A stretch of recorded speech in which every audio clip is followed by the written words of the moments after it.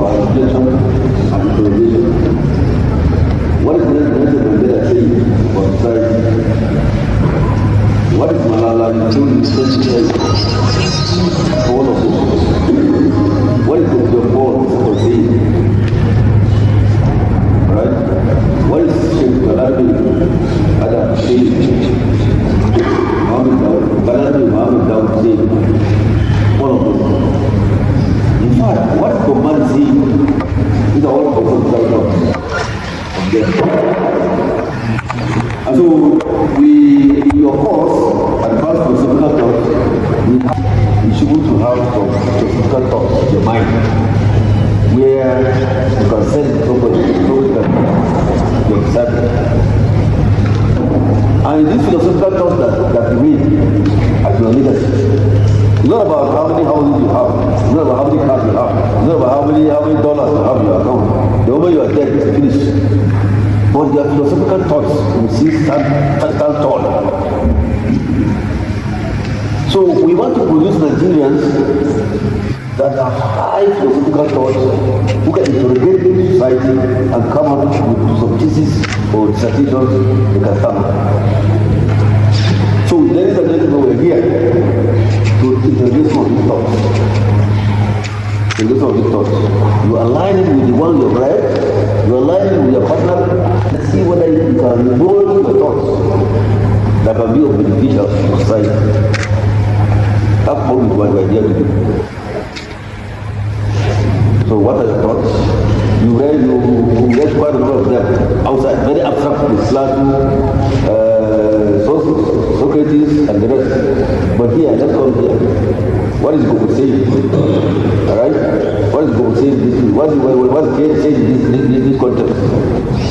Alright? What is Betty saying in this context? What is Heritage saying here? What is Father saying in this context? What is Hawa saying? All of this. What are you saying? But tomorrow you can convince us to say that, yeah, this thought, I share this thought, I share this thought. So at the end of it all, we want to produce independent thinkers.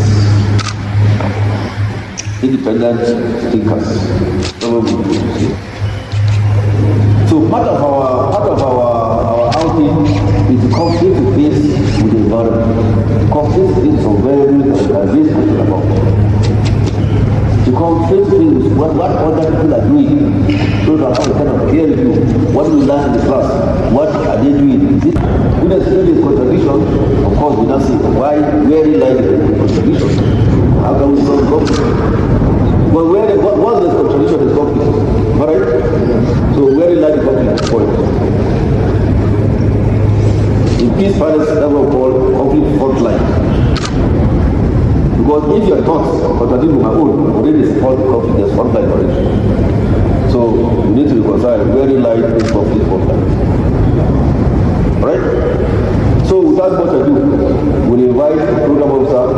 The director of this place, Reverend Father Place Agom. Apparently he is going to Nigeria, but he has asked the program officer to receive us, and then he will now tell us this. What was the philosophical or the feelings that brought this place to bear? Called great dialogue, reconciliation, and peace. Why? Why was the money? All the rest behind it. Now, within the context of your thesis or dissertation, you can now derive your own questions because you have your first questions, alright? That you guide your thoughts. So within all of this, bring out those things and then now we can get to them and see whether they can even learn from us. Your thoughts can even shape this place. That's the whole essence of our community. Alright? So thank you very much. I now invite the program officer who now give us this wow this place came about. All these people, these are you are guided by their philosophical thoughts, or just for fun. Commend you for the elaborate yet comprehensive summary of what you do here at the center. Though I am not into social works, but from your summary, there's this aspect that has been itching. Now, you get persons who you rehabilitate to come up with some of this artwork we see here. And I heard you mention that some even go as far as making music to promote peace. Now, I would like to ask, what are you doing to further promote such musical piece? And I don't know if you have plans in the future also to create some kind of mini art gallery within the center here. And then in promoting the music, I would like to ask also that do you think or do you have them being played in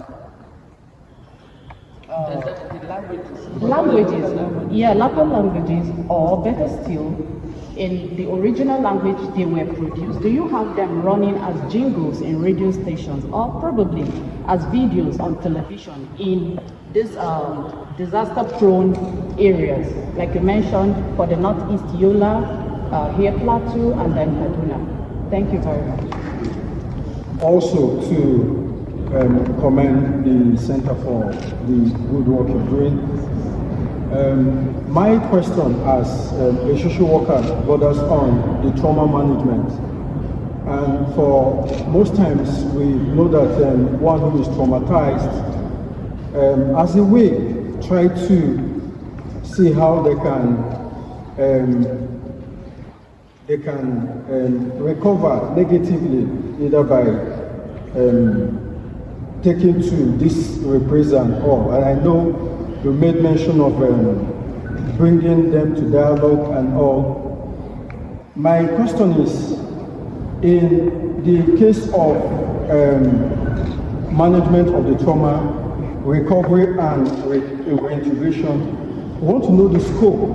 Do you get the youth or those who are just directly involved? Yes, sir. Mine is a question, knowing that we have the center in Plateau State.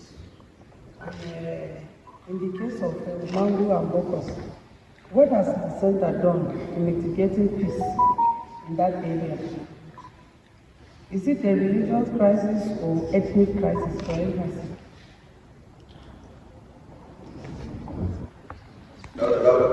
Thank you very much, sir. This is my first time in an environment like this, and I really appreciate the effort of our professor for this issue.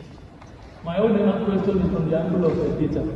I can see that here is a place where we have a sort of many peace builders. Can we have the statistics of the involvement of women in peace building? How many of them can we see out of these peace reconciliatory processes? How many of them can we say championed by women, and what has been their contribution so far in this peace building? Thank you.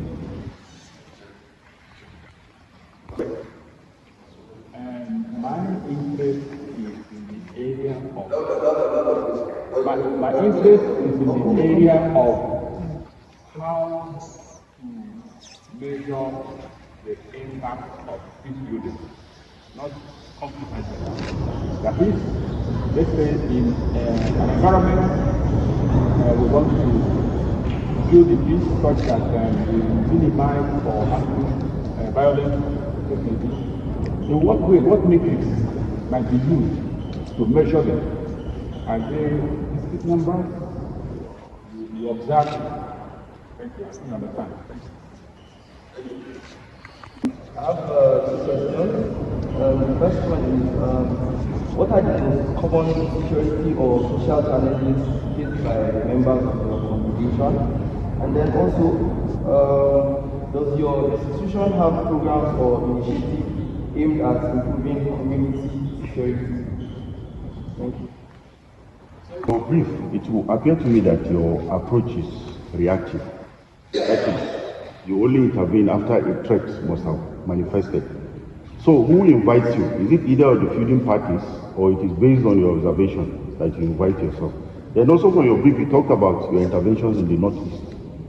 Are you considering something similar in the Northwest? Taking into account the fact that most of the feuding parties there are of the same faith. Thank you.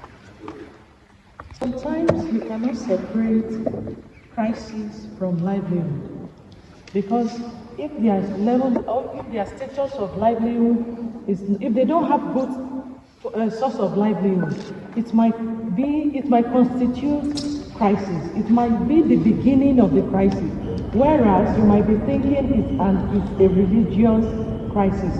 Do you have in your programs, programs that factor in their livelihood aspect, or look into their source of livelihood or their status of livelihood? Maybe it could be maybe it could be the livelihood that is even causing the crisis, and there may be programs you have factored in to cover that aspect. Then I have a suggestion concerning the leadership of this center. Maybe if you will bring individual, maybe a professor or an expert in peace building to chair this center, maybe it will reduce the bias of the governorship of this leadership of this center. And then another question I have is, in your capacity building programs or training, do you appraise your participants? You know, when you have Christians and Muslims in the same setting, after the training, do you appraise them? Do you ask them what they have learned, how they will use it when they get back home? Do you have some form of appraisal for them? Thank you. Thank you very much, sir. Thank you for having us. In the course of your presentation, I've had a bit of some areas that will have covered the question I want to ask. However, I want to base my question, since we are from the criminology department. So we always test our things with cherry school, so if you don't mind. So this is my first time in Jos. This is my first time in Jos, and I can tell you that I'm going to identify two things. There's something called social identity theory that says that people will react when they identify with a particular thing, maybe religion or belief. So this we identify as one of the root problem of Jos. It can be tested, like I said. Then there's another theory that also, on the other hand, that the social disorganization theory that says that when there's crisis and there are no policies, there are no checks to put it in place, it will keep going like that, and people will just tend to continue the crime. What strategy have you been able to put in place, which has been successful before, which has been tested, to be able to control from the grassroots of the brainwashing of religious beliefs and culture to the point of policy making in the government, to be able to mitigate it, because it will not go away, but only reduce. Have you been able to adopt anything to mitigate this side, and what have you done? Just that.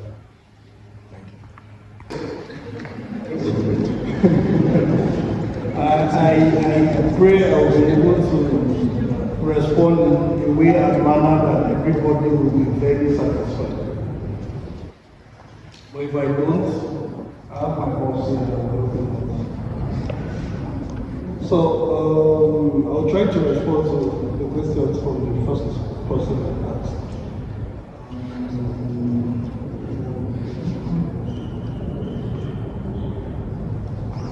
Okay, the first question was whether we have enforcement mechanism with regards our mitigation to see to the end of it. I believe that is as a result of most of the trainings and the dialogues I said we've always done, and which end up and communicate in most cases a recommendation.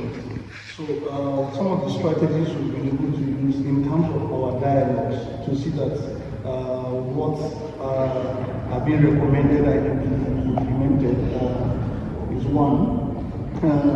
The religious leaders in Plateau State and community leaders realized that most of the issues are to be solved by security individuals. So because of that, they included the Commissioner of Police and STF in the dialogues. So it means that everything that they are discussing, those people are there to follow up with it. And then every dialogue has a representative of the state government. That's the Director General of the Peace Building Agency. If it's not available, it's something somewhere.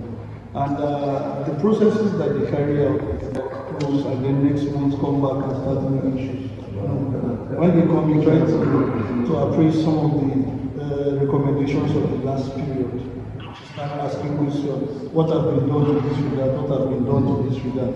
Before looking at a new issue entirely. And then in the case of training, Every training that we have, at the end of the day, participants come up with something that we call action points from their own hands. That will implement some of the strategies that they've been able to apply. And that those action points are being followed at every point in time by our field officers. We have field officers that handle the day-to-day running of each project in each location. So these particular individuals follow up with all the action points to see that it's implemented to the data. And of course, you know that peace building activity is not something that you force someone to do. It's something that you convince someone to do. So those people that are not yet convinced, we try as much as possible to continue engaging. Because we believe that continuous dialogue is key if you have to convince someone. Because if you just do it in such a way that there's no impact, it means that when you step out, when our field officers step out, it means that everything stops. So what we try to do is to infuse into our participants so that they by themselves will champion the enforcement of whatever agreement that is on ground. And because every activity or every project we are doing is community driven, we make communities to understand that they are not doing it for them. They are doing it for themselves. Community leaders, religious leaders will push by themselves to ensure that everything is resolved to the latter in most cases. In some cases, the community leaders are adamant because probably it does not suit into their interest. So in those cases, we continue engaging because we cannot change. We are not the person that wants. So what we do is to continue engaging and continue encouraging so that everything will be resolved. And then in part of the law enforcement agency, we continue asking questions. Last month we had this dialogue. This is what you said you're going to do. Have you been able to do it? What is the challenge? What working is from happening? And then we try as much as possible to address this. And of course, we have traditional leaders in everything we do. In fact, before we start any project, even if it does not concern them, we get their buy-in because they can be spoilers if you don't use them well. And we know some of the things that join together, we acknowledge. So even if it's not in relation to the traditional institution, but because it's going to be implemented within their territory, they must be involved. And the role they will play can be played a supportive role in most cases. And then in some projects, like the GISRA projects, some traditional leaders are the key champions of our community. Yes, we train them specifically to do most of these things. The idea is because they have followers, they have plenty followers. There are some traditional leaders that they put hand on fire, inside fire, but they are that influential. So we don't joke with traditional institutions. Every project that I'm going to that I've mentioned earlier, and I am going to maybe read from somewhere that Trade Center have implemented have the engagement, the involvement of traditional institutions. With regards, I guess this question has to do with the art and the music is with regards to some kind of project I mentioned. So, we worked on that project in collaboration with the Ministry of Art and Culture in Plateau State and then the Ministry of Youth. One of the persons that I was saying were able to bring back to limelight is the dancer. Yes, he received that grant also. And he did like 7 or 8 songs, of which after the project, seems like the only person that sang on the Zamantari project. After the project, during most of our other engagements that we need to bring someone to sing, he was engaged to bring that to come with his own performance to train him.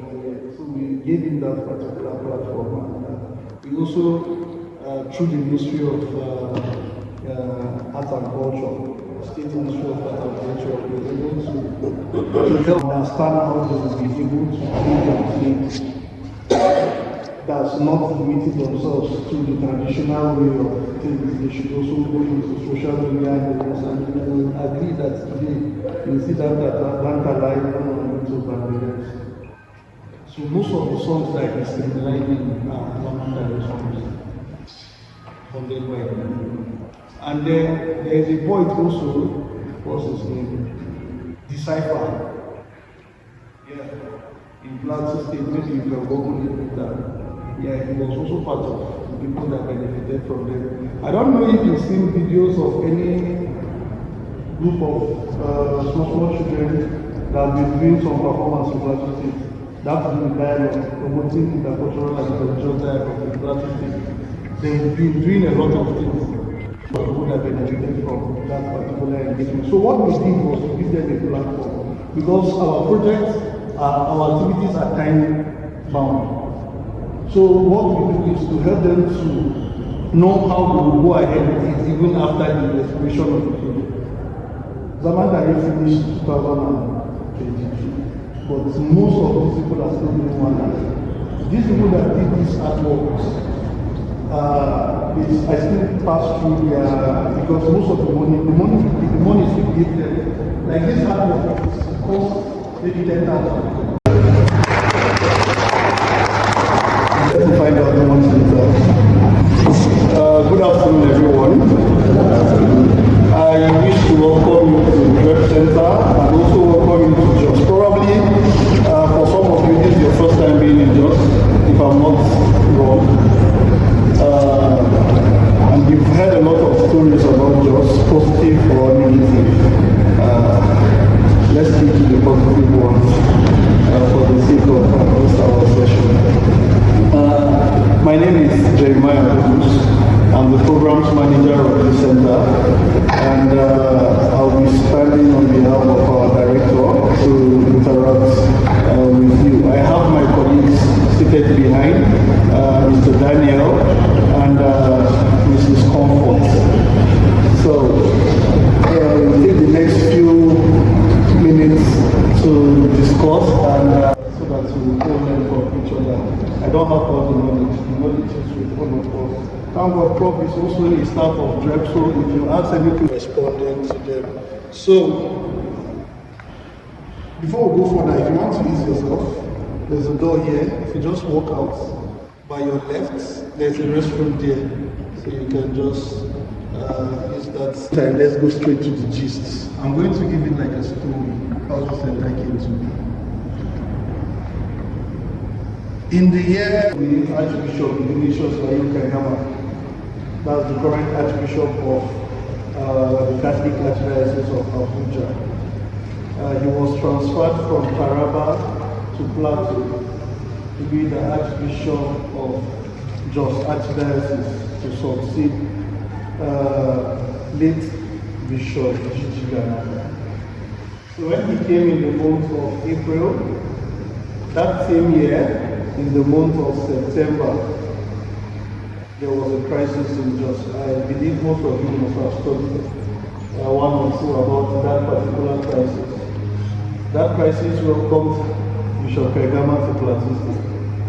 And that crisis was a very, very bloody crisis that displaced a lot of people and had a lot of people killed and properties worth millions of naira destroyed.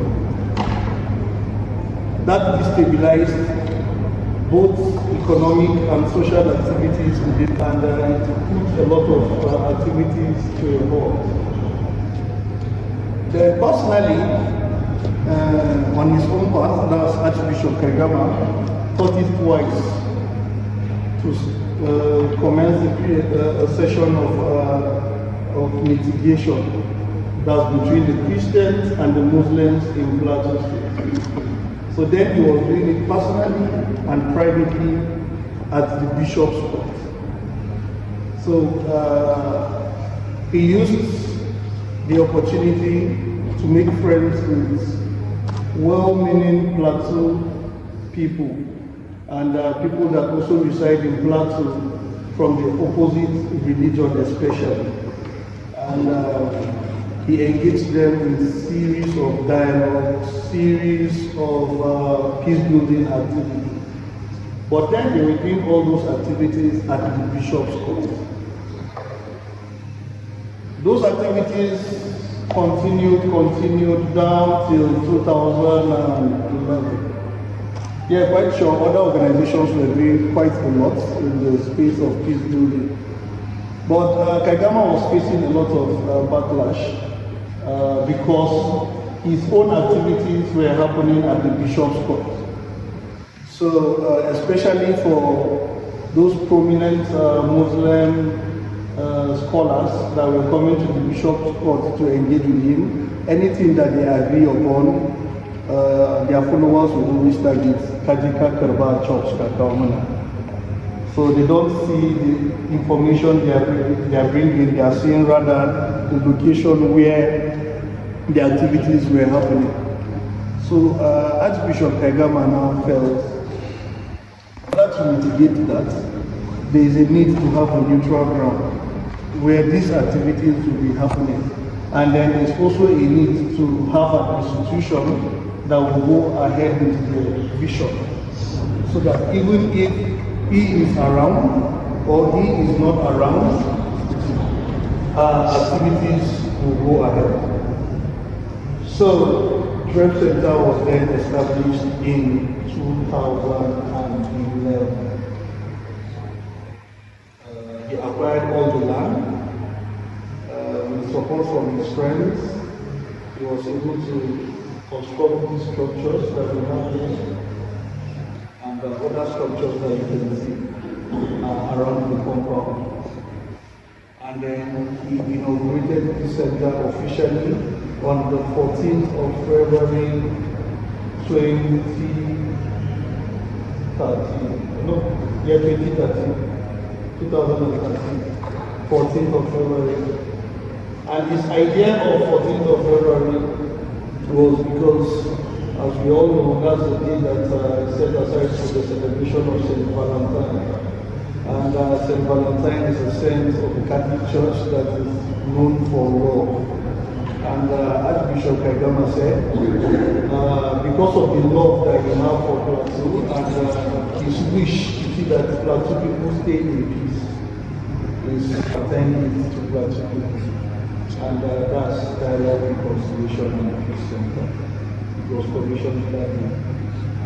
Now, this center was commissioned to address three key issues. First of all, to address polarization of settlement within and around Jos and Plateau State.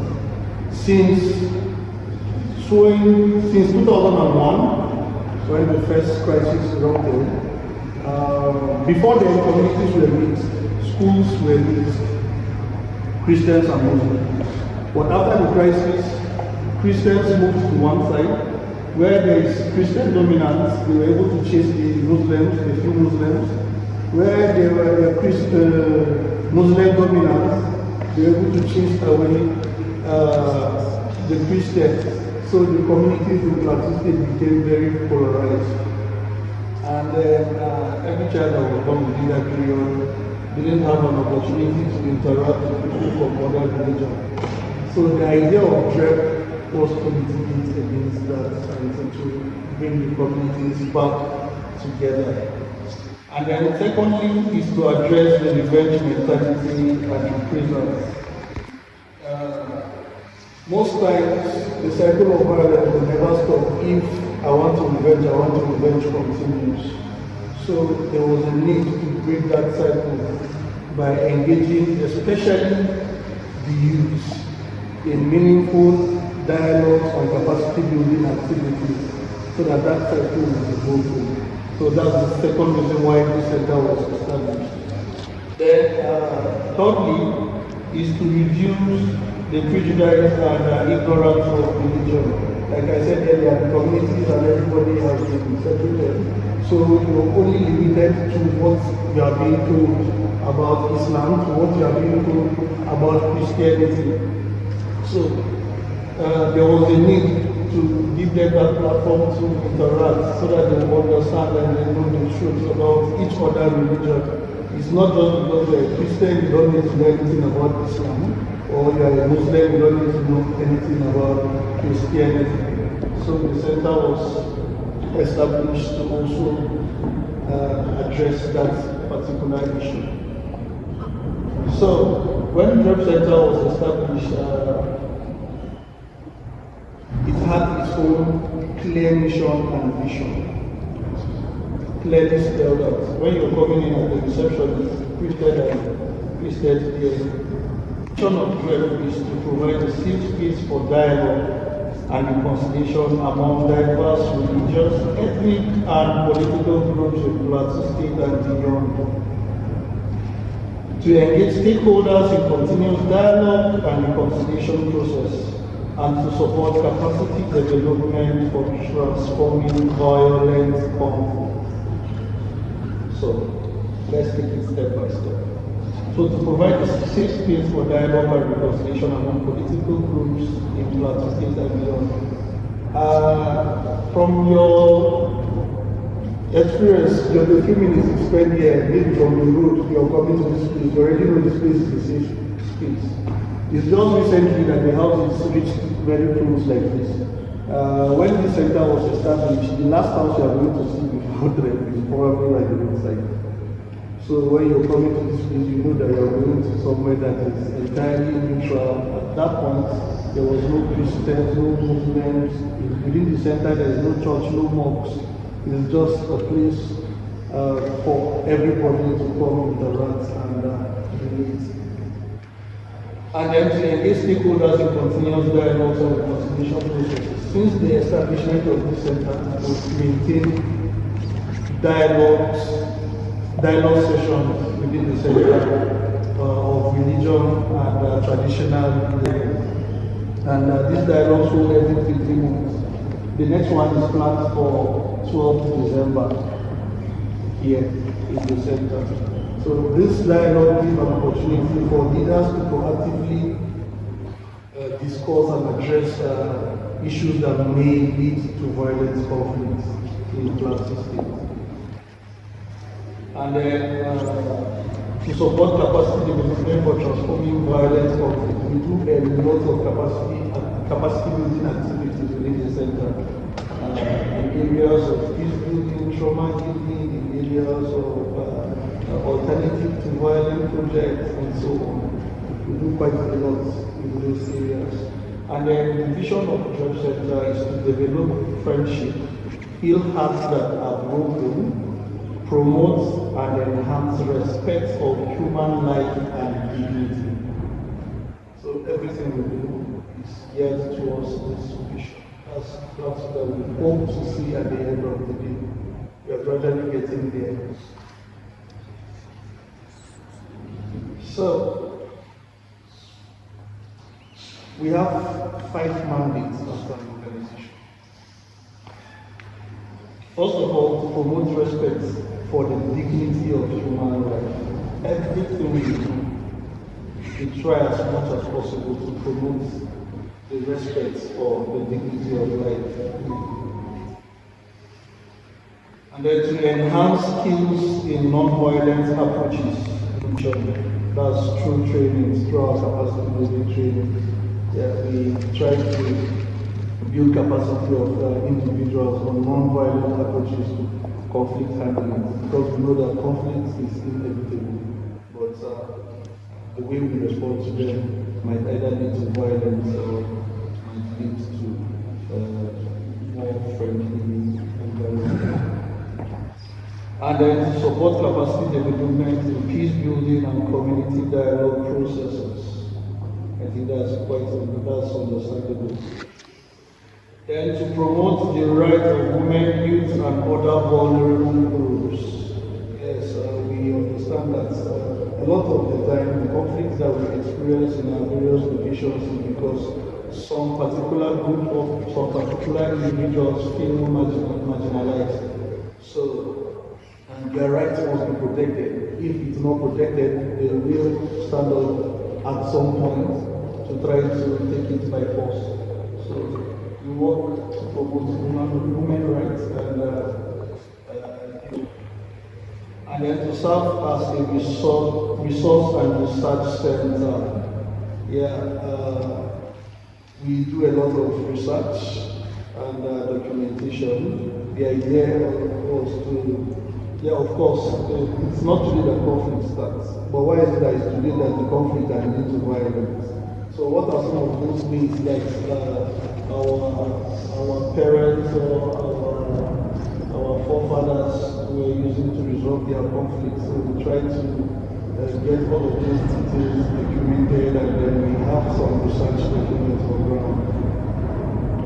Unfortunately, we don't have plenty copies, so we might not be able to share the documents with everybody, but at least one copy will go to the school. Then our operational scope, when Dream Center was established in 2011, and then commissioned in 2013, the vision that the Archbishop had was that Dream Center will work in Plateau, that's in all the local government of Plateau. But as at the year 2015, because of the successes we were recording in Plateau State, we were approached by the state to carry out interventions to the northeast. So since 2015, Dream Center have implemented at least 10 to 15 projects in Borno, Adamawa, and Yobe states. And in 2018, we also spread our wings to Kaduna State. And then we opened an operational base in Kaduna State. So, Dream Center have an office in Kaduna, in Plateau, and in Nubi. That's in Adamawa State. So the Nubi office coordinates the activities of the Northeast, and then Kaduna office coordinates the activities of Kaduna State, and then from here we coordinate all activities of Dream Center.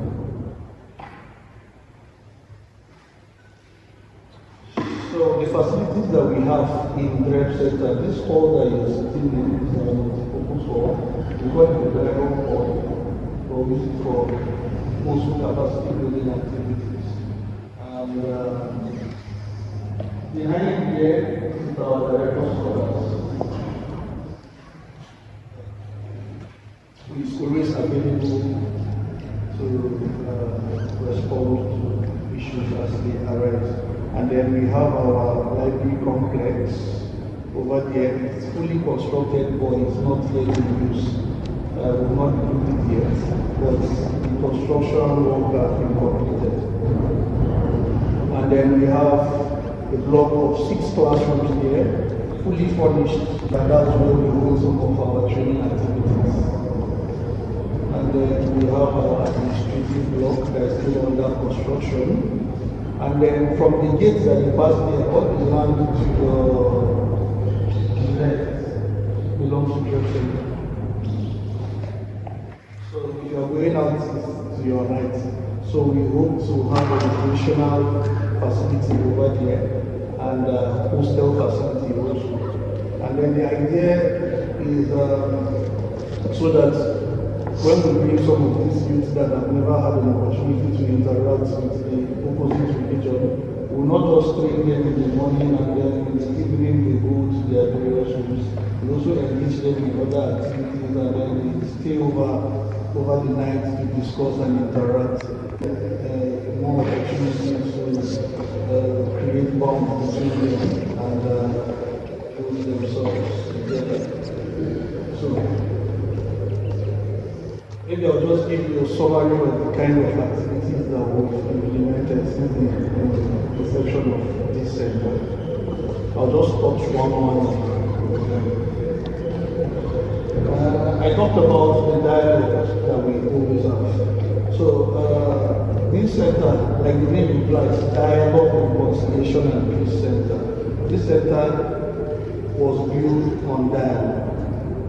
That's why we always hold that dialogue after every 3 months in the center, except otherwise. But every dialogue holds here.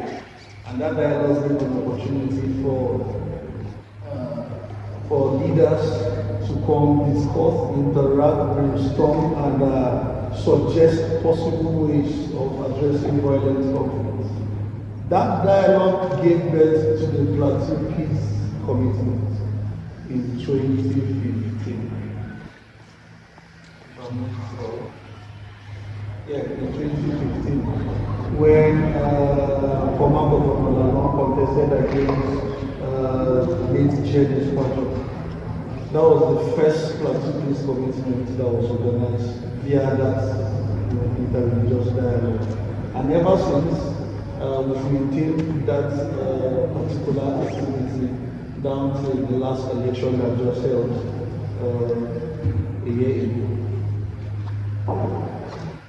And then we spoke about research and documentation. We've done quite a number of research in the center. The first research that we did in the center was to identify and document indigenous conflict resolution mechanisms with specific focus on Jos North. So we went into the tribes of Jos North and those people that have been in Jos North the longest. So we tried to inquire how they've been able to resolve conflict and so it was documented and then there was also another research we did that was led by our Chief Zaka Prof. And that one is on violent extremism in Plateau in Nigeria, specific focus on Plateau. And then we've done other research also, the impact of interreligious dialogue in settling conflicts in Plateau State and in Kaduna. We've done research on that also. But we don't have that document to share with you now because we've not gotten the publicized from the founders of that particular research. Among other research that we've done in the center. And then peace education. We like I said earlier, we have a block of 6 classrooms over there that we use them for peace education. We bring students from schools, we bring dropouts that are just staying in their communities, and also at different intervals, so we don't bring them together.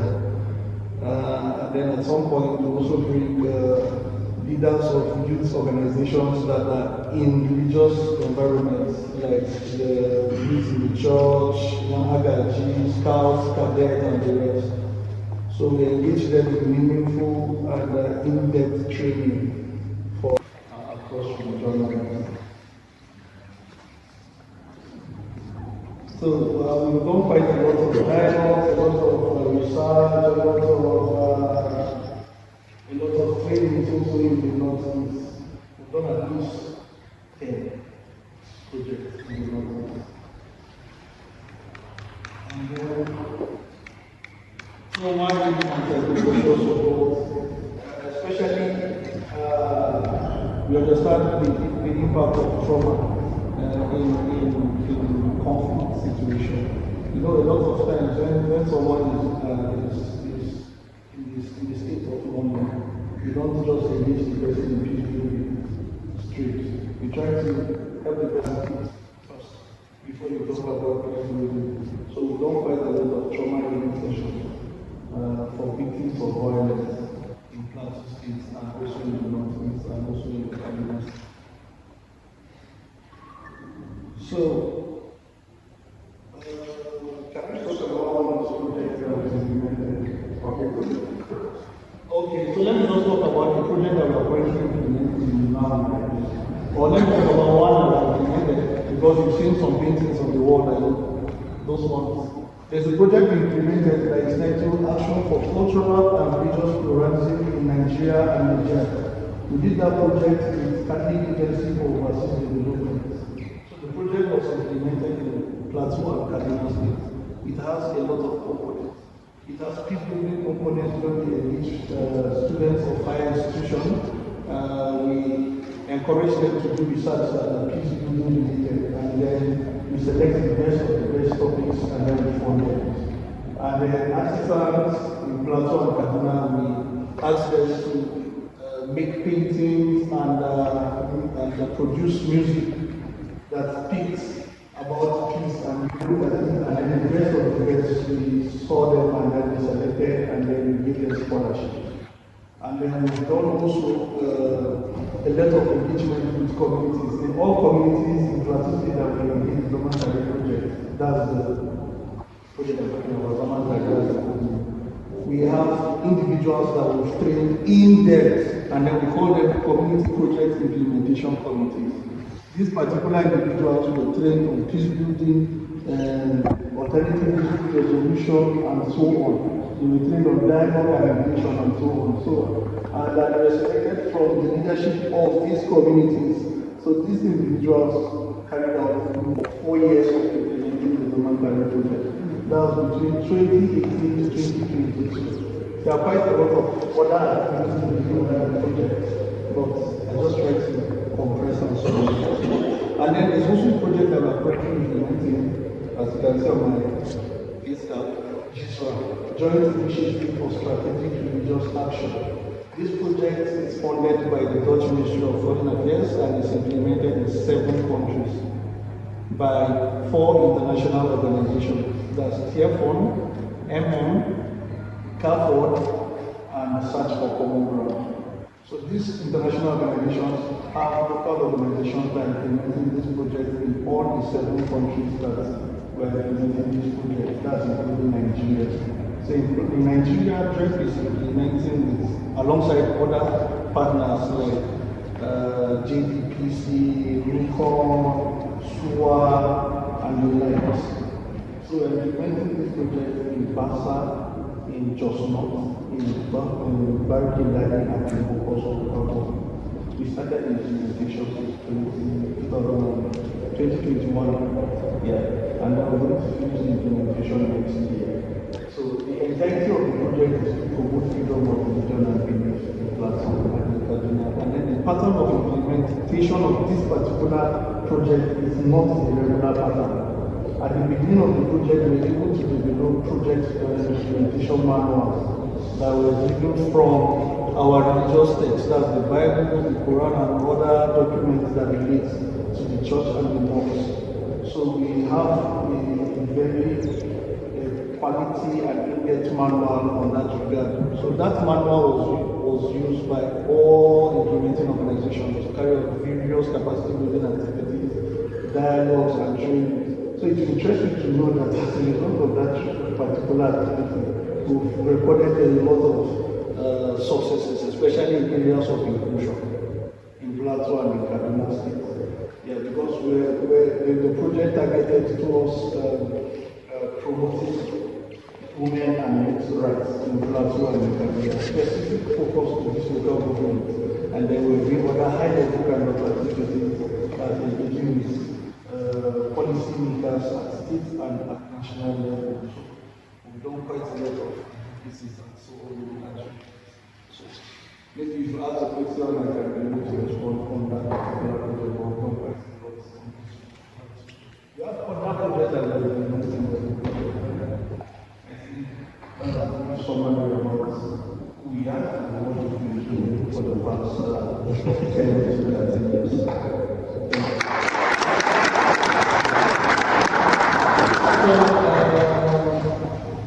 Challenges that we face as an institution. First of all, the location of the center, even though at the moment we are 90% or 95% almost done with that challenge. Thank God, we did pass one of the states that was able to do it for us down to this center. Before now, we don't know that everything is the rainy season. Every rainy season, we have to go and do our activity elsewhere because they are all coming, the car will open the road. But at the moment, the road has been constructed for us thanks to the support. And then funding is also a serious concern. I mentioned to you the projects that are still in review for the center. It has been in review since the creation of the center. The pace at which we are accomplishing some of these particular activities, those particular projects, is very slow.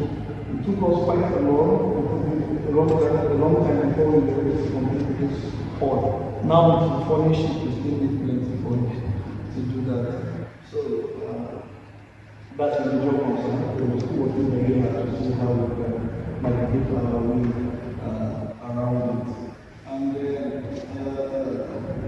one key challenge that we face as a center is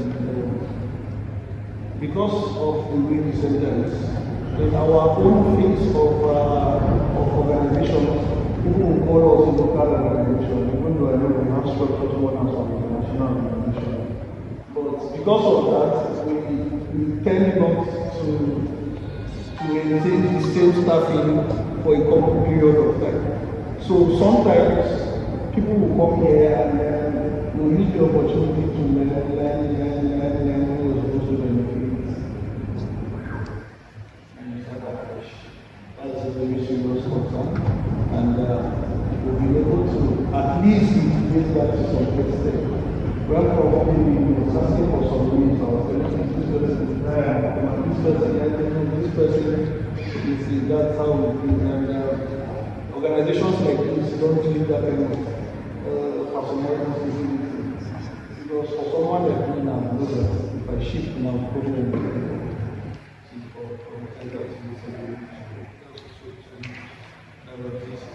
But for the past 2-3 years, we've been able to develop some strategies that help us to mitigate that very lot.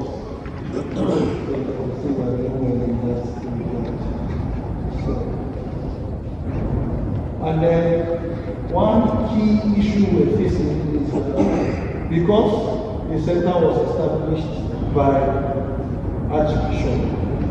And then when he left, the center was handed over to, it's not handed over to the center, but the center is led by the priest. So a lot of misconception. Because some people tend to think as if our center is a church-based organization. Why is it not? It's actually an organization for everything you don't have to do at all.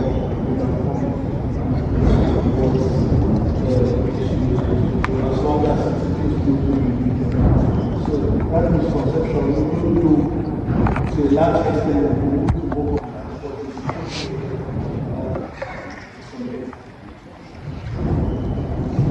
that's the truth that I remember from now.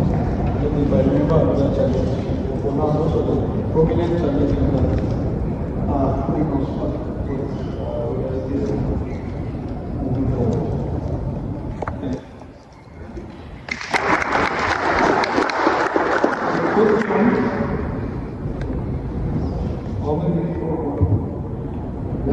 It's important to be hard now. Right? Everybody has that in this center. What is that dialogue group doesn't. Okay, others, supposing I have to choose the goals. Once you pull my dog. And the center invited us.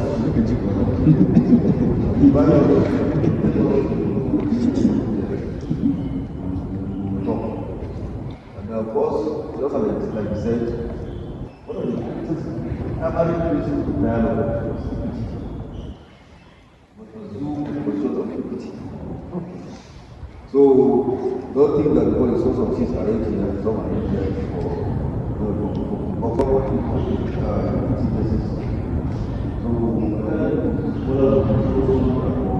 reflectors, this one for personal dialogue, for interpersonal dialogue, so on and so forth. So there are other things that but the person you said you asked to relate directly to your area. Program of social media we have who are studying peace, freedom, public management, PhD and master's level. There are some who are doing policy, public policy and governance, master's level and PhD level. There are those who are doing social work. We have talking about some rehabilitation work, right? But there can be peace without rehabilitation. The drivers of conflict sometimes will go to other who is case management, alright? So you need to bring them to stable mind before you can. So we do a lot of that.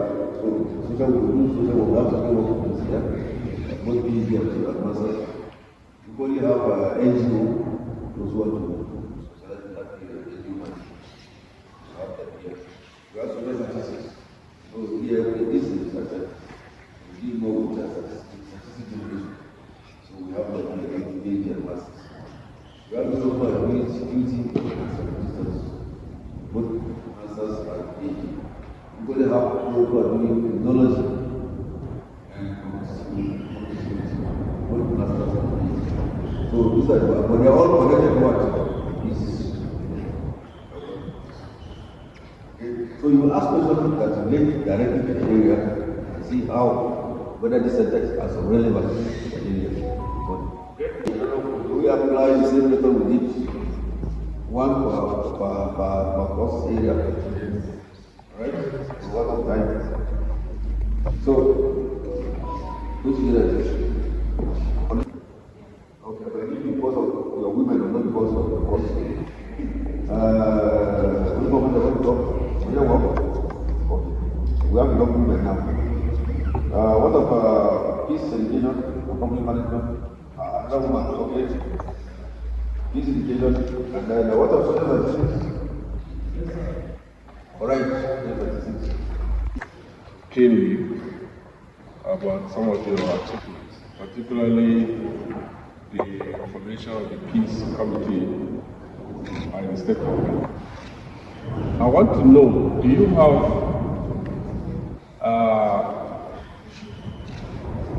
have an enforcement mechanism as in when issues are resolved, or you leave them to the consciences of the parties that are involved, or the state peace committee has a role to play to ensure that whatever resolutions will have arrived at are properly enforced and implemented. Thank you.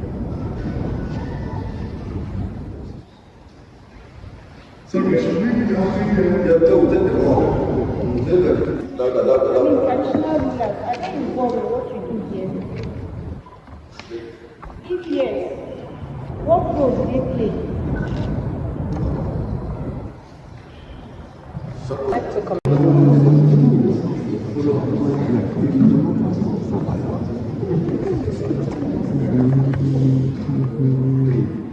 Yes, thank you very much.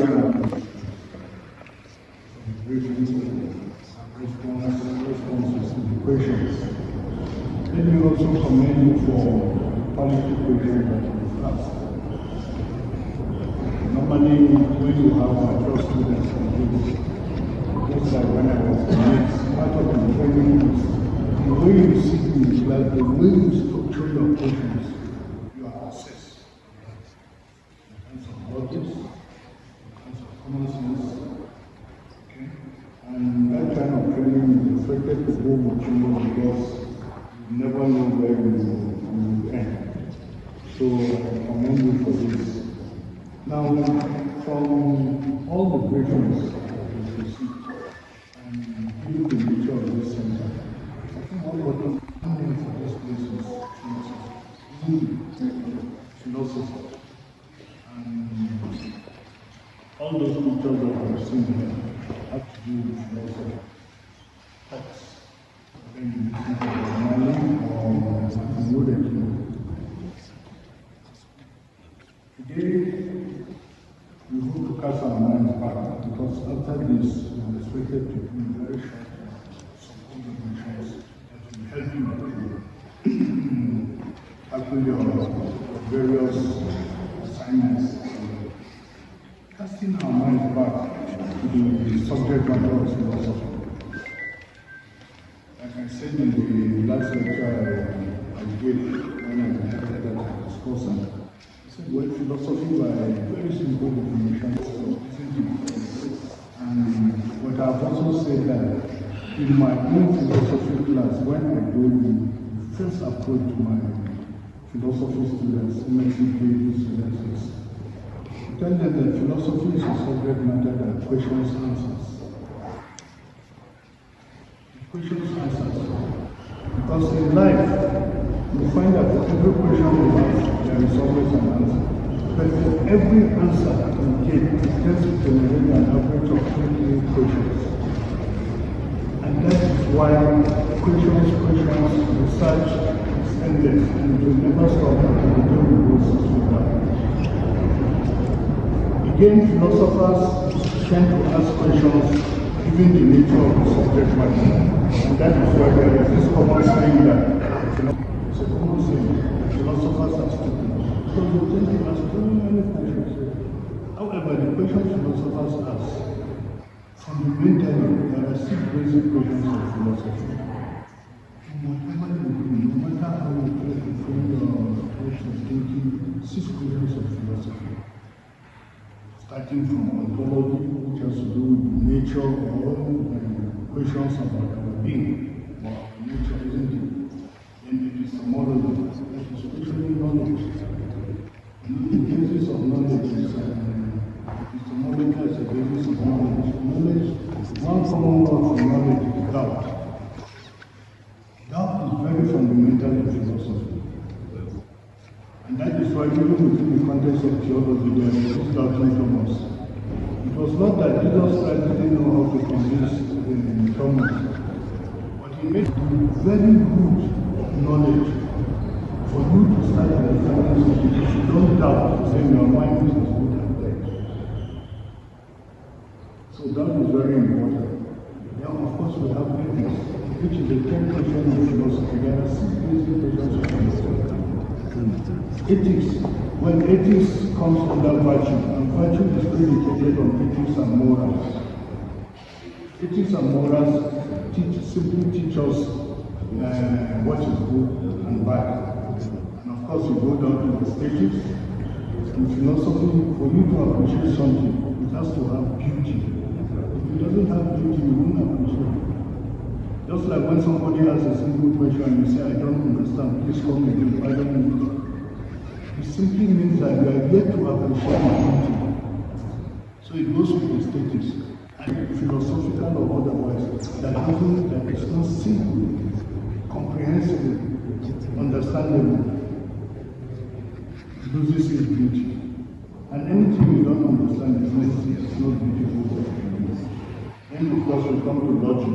Logic in philosophy teaches us about 1 + 1 = 2. Of course in social sciences or administration, you can still graduate 1 + 1 to give you 2 when you start talking about concept of engineering or redefining a concept or improving on a concept. And of course the fundamental or the last one is metaphysics. Everybody who sits here has one way, one thinking. Starting from a baby, when you see a baby learning, the next question you ask is to be wondering what is in the mind of that baby. Because if the baby cries, when he is hungry, he cries. When he wants to eat himself, he cries. You know that. But what is going in our minds? And as you know, one simple way of depicting philosophers are depicted. There is this ancient drawing of somebody sitting on a piece of thinking.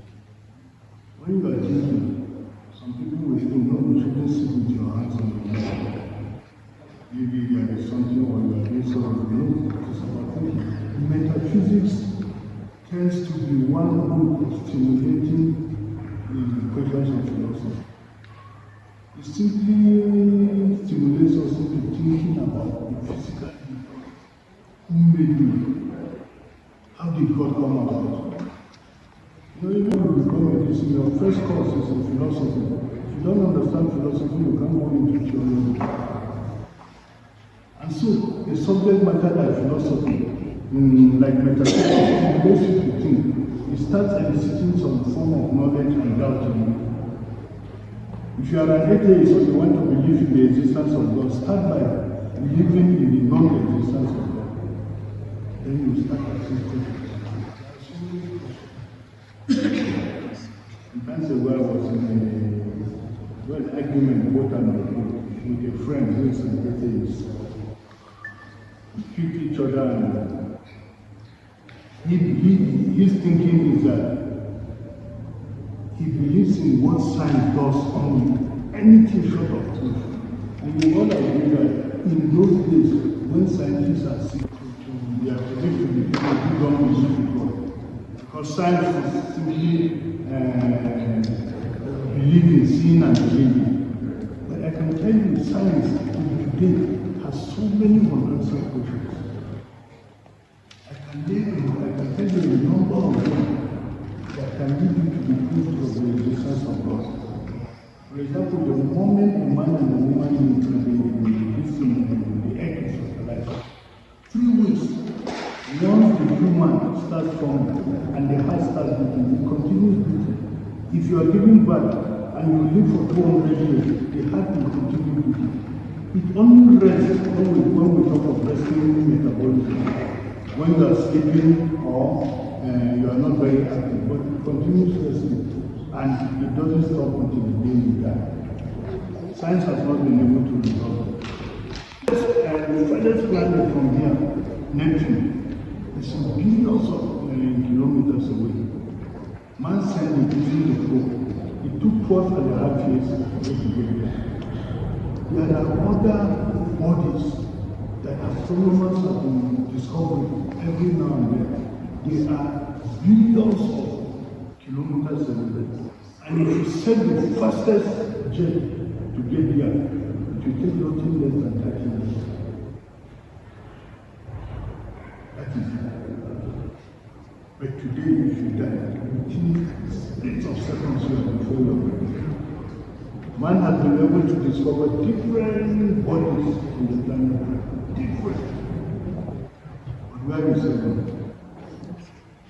Now, these are the questions of philosophy. That is for another day. Okay?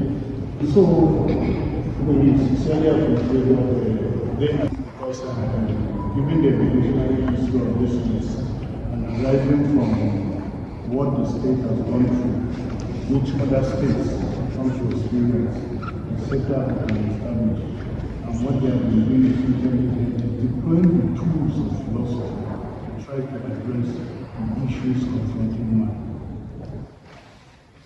As you also request that arising from what you have done, after this exercise, you are requested to go through each of these pictures. Look at their names, their philosophical thinking, and then use it to address their different topics. Each of the philosophers, go around it, take it as your study tool, go around it, identify each of the philosophers, if it is Machiavelli, if it is the South African man, if it is Gandhi. Reflect on his philosophical thoughts and then try to align it to your own subject matter. So that is what we will be doing just within the next couple of minutes. Once again,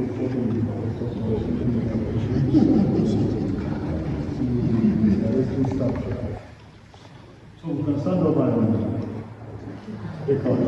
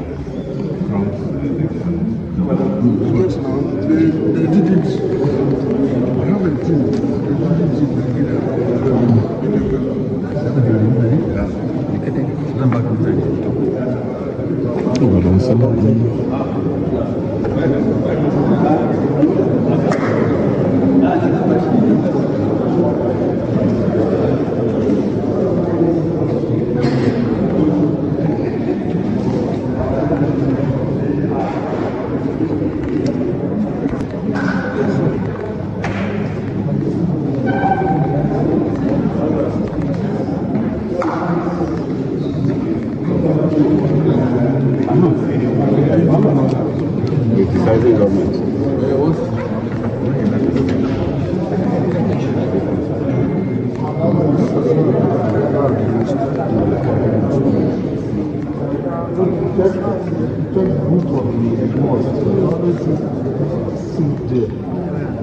For two, we have some flyers here. You get all the objectives, what they stand for. So by the time you finish it, I think you know their model. You can duplicate this model in your own way. So on this note, thank you very much as usual. You will be with us. I want to invite one of the students to give a vote of thanks. Chief Executive, this is your area. If you want to this place, the Ghana is not the area of Sinama. All right, thank you. Now ask. Yes. On behalf of all of us gathered here, we want to thank the management of DREP. I want to first commend you for what you're doing.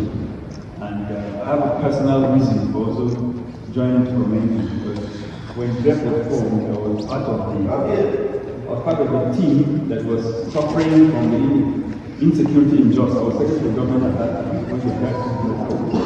The day it broke out, I was able to reach the Archbishop asking if he could please reach out to his Muslim council to see if they can start dialoguing, because the crisis was purely religious. It took purely religious dimension. And I think the government he took it very seriously and reached out that same night to Sheikh Abdullah Dawood, who was the chief imam of Jos. And the two of them worked tirelessly to see that we had some element of calm. So we want to appreciate what you've been doing and what you continue to do for the state of the country. All of us that came to peace and believe that we will be able to write our reports and improve the pattern. Peace is not something that is achieved in one day. It's a continuous process and it comes from our hearts. We thank you again and wish you all the success in the future. Thank you very much. Thank you very much, Mr. Thomas. And go out for it. Apparently, we have one more center, but that is well spent. We don't have time. So what we'll do is that we'll drive and see the place. Then we'll drop, well, each of these areas will back out. We're going to leave comprehensive photographs to them. They will feel it. The instrument, the response will give us what they will use your own analysis for us. Alright? But we'll look at that now. Because we go to mining site now. We take another 2-3 hours there. So just for you to have an answer, so that you know that you see it. So by the time you get the responses, each of these areas, you know, we have training centers, we have correction centers, and other centers. All these opportunities will compress them into one and then have a comprehensive. I think for that. All the international community will with them. They will provide the responses who will give back to you. It is just better way. And then we have the systems that will do that and run with them. That is not copy as well as report. That is not the same better. So you can go ahead. Most of you will have this work. Alright, some of you that will spend extra 1 week here, you are on your own. It's not so. So after tomorrow now, everything is your own. So what we do now is that we'll drive back home. But on our way home, we just see the money side. For those of you who are not from Plateau State, or those of you who are around here, that is an easy thing, so you don't even need to go. But those of you who are just from just have a look at it as how part of the environment. There you go. Other details, you work on details. Okay? You agree with that offer? Yes, sir. Okay. So we'll do the closing prayer now. You I said, you're coming from Boston, so I'm going to say, now, go from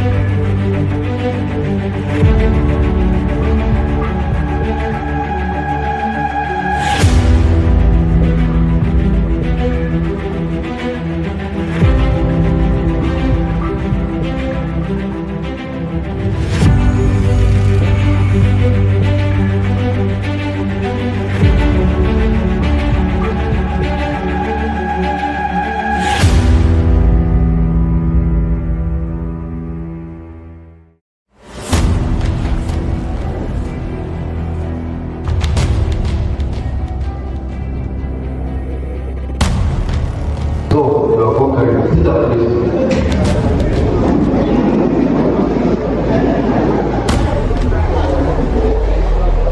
So, thank you so much for this time. Thank you very much. Special guest of honor, Director General Appen. Without wasting time, I will invite the school coordinator, Citizenship and Leadership Training Center, Martin School Sheriff's job, for his remarks and presentation of certificate to the deserving participants. Put your hands together for it.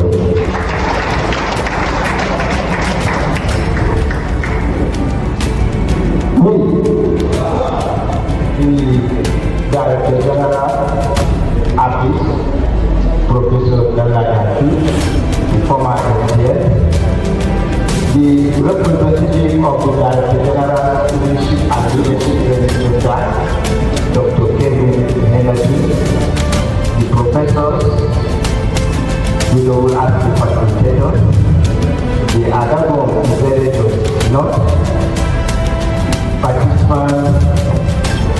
Good evening. Today is a very special occasion. It's very unique. But first and foremost, we have to appreciate Almighty God for making it possible for us to witness this special occasion. We have to appreciate Almighty God for making it possible for us to start the program. And today we are witnessing the closing ceremony without any casualty, as mentioned by the Director General. Of course, we have to appreciate the Director General Appen and all the staff from Appen for initiating and sustaining this very valuable program. Thank you very much to the Director General and my authority. And of course, we have to appreciate the Director General of the Citizenship and Leadership Training Center, Mr. Adesoji Inade, who is on this occasion represented by the Director from the Citizenship and Leadership Training Center, Dr. Kevin Henry, and all the management for giving us the opportunity to pilot the affairs of this center. Of course, we have to appreciate all the professors and the facilitators who took the mental aspect of this training to say thank you. And we have to appreciate our royal father. I always say it, the white men that established this center here do not do it by coincidence, because they know that the artillery people are receptive, the artillery people are hospitable, the artillery people are peaceful, and that is why the white men brought the Citizenship and Leadership Training Center to artillery land. And let me tell you, right from 1970 up to today, we have never had any problem with any of our participants from any part of this artillery land. Right from the section. And all this we say thank you and I don't we are giving for this. We also appreciate the assistant coordinator, the officer in charge of training, the course officer of this course, and all the staff of Mountain School for sustaining the tempo of the training. To you, distinguished participants, I say congratulations, because you surprised us. Your course is unique, your course is executive, you have option not to do some of these activities, but to our greatest surprise, you surpass and did all the activities gallantly as if you are coming from the activity. You did the cycle training very well in the morning time on Monday. You also went for this assault. The parachute, we are surprised. We are expecting only one of you to do, but almost all of you did the parachute. Almost all of you went for the rock climbing and ascending at the Godamba. We are surprised also when you went for rafting. You went across the dam and came out as if you are coming from the end.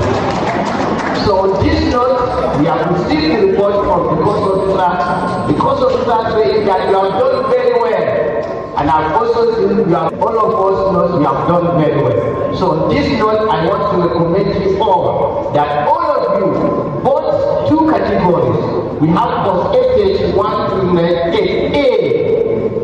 and B, that is for those that are for the advanced part, because they have done A, they now move to B. So all of you are qualified, but I don't have power to approve because we have the representative of the Director General. And therefore recommending you for approval by the representative of the Director General that all of you should be qualified to get this certificate.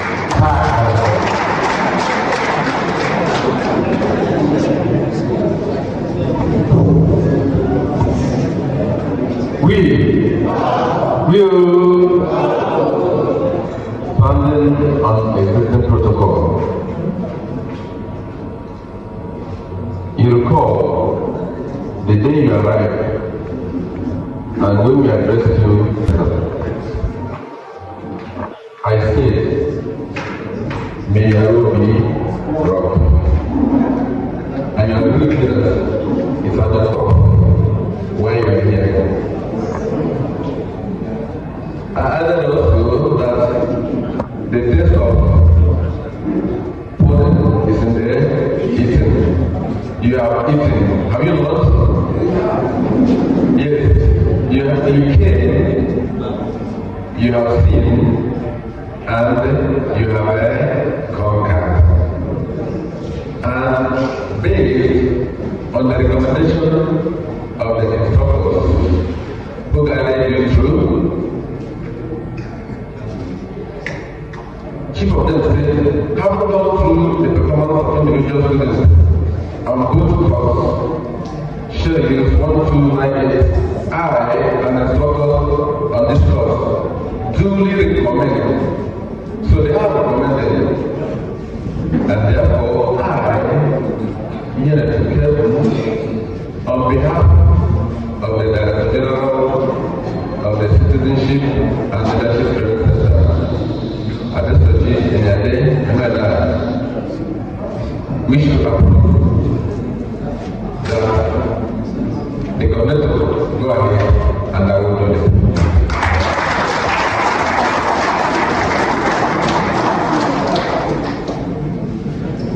So congratulations to all of you.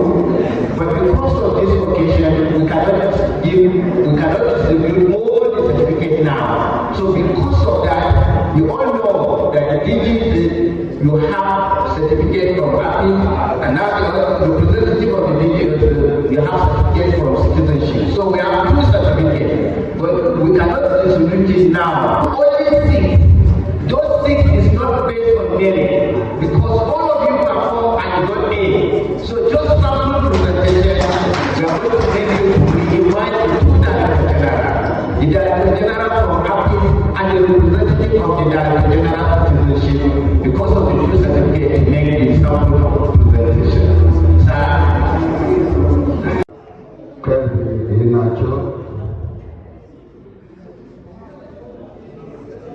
Our Father, His Royal Highness, Adagon Sere, our Father, Emmanuel Yahid, the school coordinator of Citizenship and Leadership Training Center, Mountain School, Sheriff Jos, and other members of the High Table, the youngest graduates, ladies and gentlemen, good evening. I am pleased and delighted to give the course report of courses SH 1298A and B, which involves students from Aputa Institute for Peace Studies and Social Rehabilitation and Affiliation of National State University, Kenya.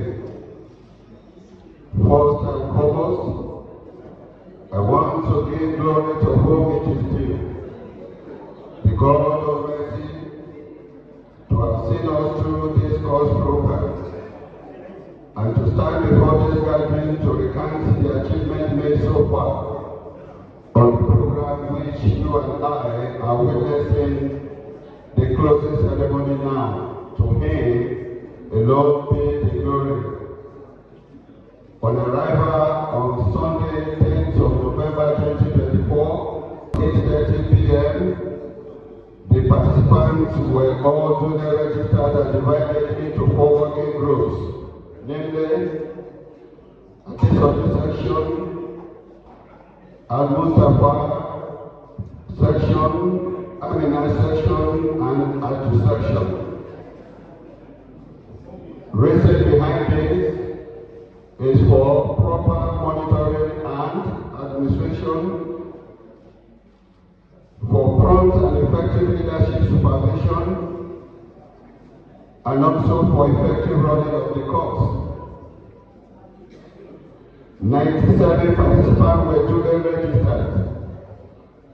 Rules and review was done by the officer in charge of training of Citizenship and Leadership Training Center, Mountain School, Charity Jos, in person of Mr. Gabriel Idiaki. Welcome address was also done by the school coordinator of Citizenship and Leadership Training Center, Mountain School, Charity Jos, Alhaji Abdulmumuni Adamu Mileko. The theme of the course is Human Development for Leadership and Intellectual Property Investment in Nigeria, Challenges and Prospects. More specifically, the course is designed, 1, to appreciate strategic planning as a catalyst in every modern organization and for achieving high performance. 2, to improve leadership skills for effective organizational administration and performance, and to incorporate leadership values in the participants. 4, to expose participants to the practical aspects of leadership and management. 5, to enable participants to be more aware and appreciative of their position and roles in an organizational setup. 6, to improve the skills of participants in handling their subordinates for better performance and effectiveness. 7, which is the last, to emphasize the advantages and encourage purposeful use of leisure and recreational activities. In order to achieve the above laudable objectives, these males and female participants have been put through most of the Citizenship and Leadership Training Center physical and mental activities. This is to build courage, agility, trust, practical manipulatory capability of participants. It's also to deal with situations within their reach, as well as to prepare them for other future leadership challenges. The activities include ASSOT course. They were taken through the ASSOT course activities for them to know that there are ups and downs on the way to success. Other activities are parachute jump, rock scrambling, rafting, team building, and keep fit exercises to give them the courage and stamina for them to take good risks and to remove phobia of fight, gain confidence and self-reliance. It will interest you to know, sir, that the students participated well on these activities. They showed high sense of modesty, understanding and maturity within the few days of camp. Having gone through the performance of individual students on both courses, S8 1 through 98A and B, I and other training instructors on this course duly recommend to the school coordinator and the entire management of Citizenship and Leadership Training Center Mountain School, Sheridan Just, for consideration of the award of certificate of attendance to all the students, serving students.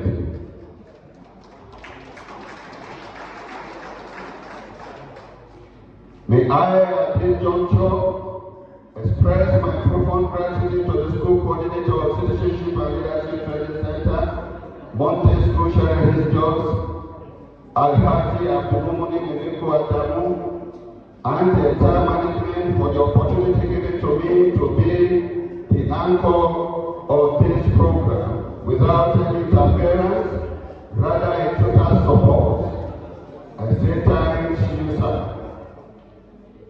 Also, I want to appreciate the management of Apodi Institute for Peace Studies and Social Rehabilitation for this great initiative.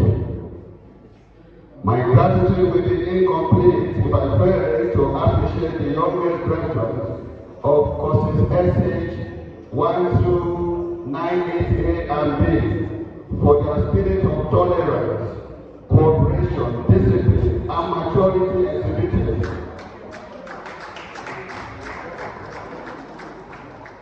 As they made themselves teachable, trainable during the course program. The pain you feel today is the strength you gain tomorrow. For every challenge you encounter in life, there is opportunity to grow. And the ability to recognize opportunity makes a great difference between the winner and the loser. Finally, I want to say categorically that you came, you saw, by the special grace of God you are about to conquer. We pass to meet, I will meet to pass. If we don't pass today, we will not be able to meet tomorrow. As you go back to your various destinations, I wish you journey mercies and successes in all your future endeavors. I love you all. Thanks. Thank you very much. Because of the clap. If you are not clapping for him, you are wrong. Thank you very much, Mr. Olushola Shego. The next is the Ashawa dancer. But before that, I would just like to inform the members of the right table and other invited guests on course SH 1298. They decided to play the good moves for those who are coming from outside. Please let's appreciate them. Atama, Nabaku, Naraba dancers, they have won awards nationally and internationally.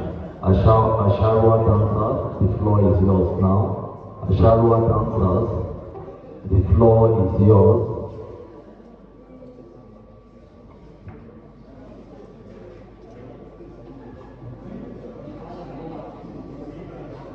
Asharwa dancers, if you are outside, you can come in now.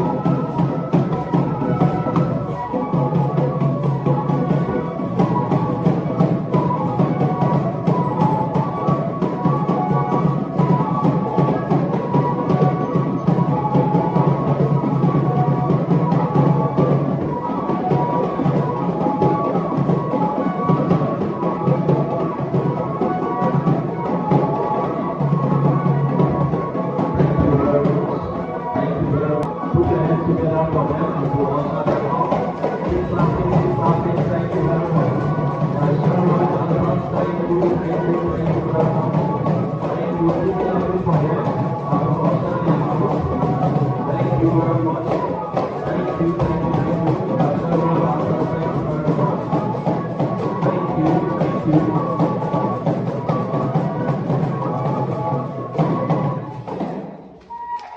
Thank you. Big clapping for them. Big clapping for them. Thank you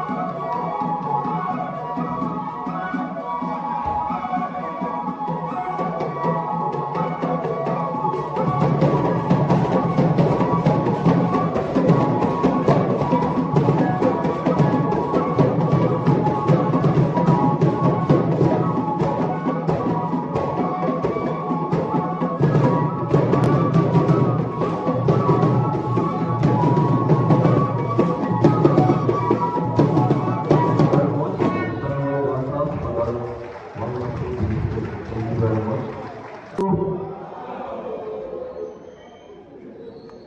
The Royal Highness, the Royal Father for this occasion, members of the High Table, distinguished students and candidates of Post 5, gentlemen of the press, ladies and gentlemen, I stand here with lots of gratitude to God Almighty for bringing us to the end of this local body. You will agree with me that it has been a very hectic one, well oppressed, to the point that we never had time for your days off. But I'm glad that both the aged, the middle aged, and the young ones were able to withstand the rigor. And to God be the glory, we never had any casualty. That will give thanks to God. I want to especially thank our hosts, the Leadership and Leadership Training Center here, Sheriff Jones, for hosting us well and training us well. I'm sure you will never go the same as you came in. Some of you, I saw some of you moving, walking as if you have your buttocks. Reason being that you went through a series of training. I just hope that you keep the tempo of this physical training. Scientists all over the world and over time have proved to us that there is a significant relationship between physical training and mental capacity, capacity building. Mental alertness is induced and stimulated by the level of your mental training. So you will find out that if you want your brain to work well, train well. Number two, it has proven too, scientifically, that it is through training you know the caliber of leadership you are bringing up for society. During this training, you've endured. During this training, you've demonstrated high-level capacity for resilience. During this training, you've undergone teamwork, how to tolerate one another in performing certain tasks. These are all attributes of good leadership. I hope you bring them to bear in your workplaces and your businesses. That's the kind of people citizens Nigeria is looking for. It's not all about glorifying certificates that you have. I have BSc, MSc, PhD, and so forth and so forth. But for us to leave out these credentials, it's important for us to demonstrate it in our words and actions. That's what we think we should achieve. And that's what we set out to achieve during this period of training. Our expectations by our assessment have been largely achieved. And I think I will record it at 78%.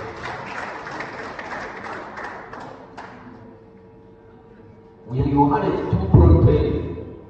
One training has to do with leadership training, which was provided by our partners, institutional leadership training.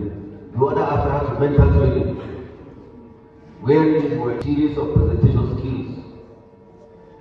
And this presentation is what will speak you out, even as you graduate. There's no point where you say you are Mr. So-so-so PhD, and you cannot even present any paper. You cannot speak out and defend a particular thesis. It's not worth it. And at this stage, you can see this is the first time we have collaboration with sister institutions around. We have lecturers from University of Jos, Professor Wade has been here all along with us, Professor Timothy Elijah, who gave the lead presentation, Professor Yakubu will be here all along from day one, right from Sunday. During your arrival on Sunday, you were here with us. I sincerely appreciate all of you for this partnership. That's how it will be, that's how learning, because learning was to collaborate, learning was to teamwork. I equally appreciate staff from Plateau State University. They've been very, very wonderful. Very wonderful young men. Please, can you stand up for a recognition, please? Staff of Plateau State University, be on your feet for a recognition. They're very wonderful people, young people. Some of them are not here. Sit down. Now you can see their brains are boiling high. Alright? I went around seeing, watching them, how they were putting us through, meaning that it's good for us to synergize. That's what it should be. I'm sure they equally have learned something from us. I have learned a lot from them as well. That's how learning should be. Because learning must be holistic, learning must be corporate, and learning must be inclusive. That's what we should be.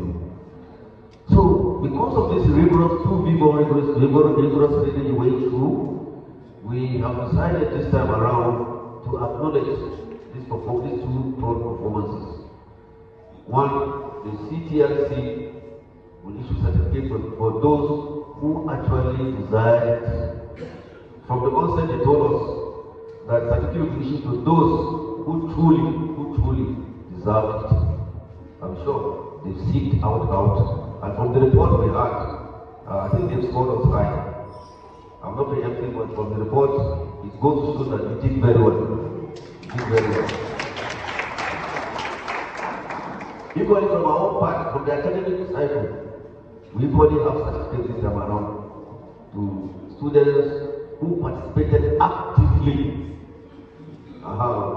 That's part of that actively. That view was actively qualified, very qualitative. For students who participated actively. But of course, there are those who did not participate actively. They are not going to get the certificate. Take that from me. From the report I got from all the sections, all the units, there are those who participated actively. I'm going to give them certificate to that effect.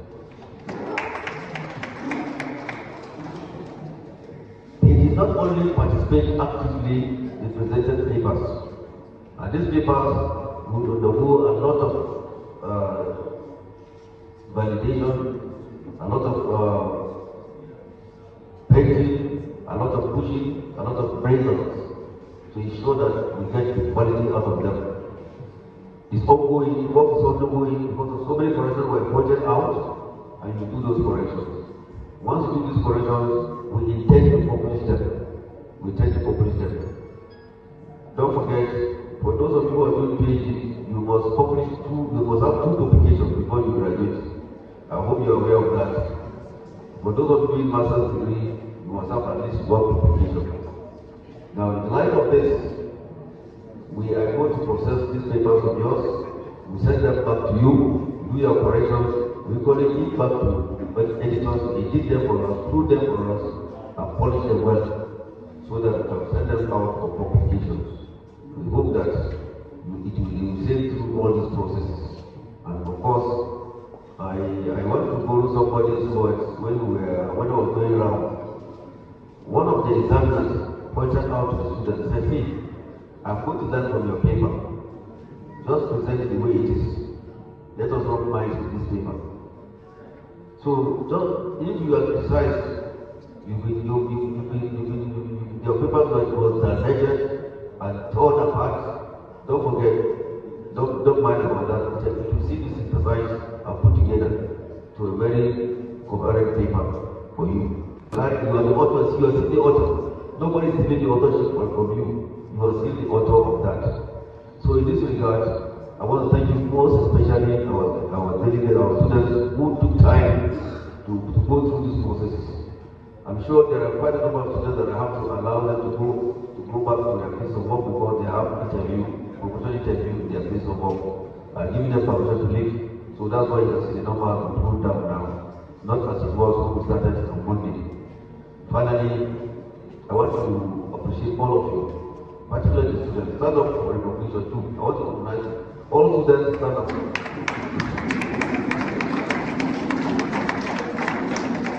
Yeah, clap for yourself. Clap for yourself. You deserve that.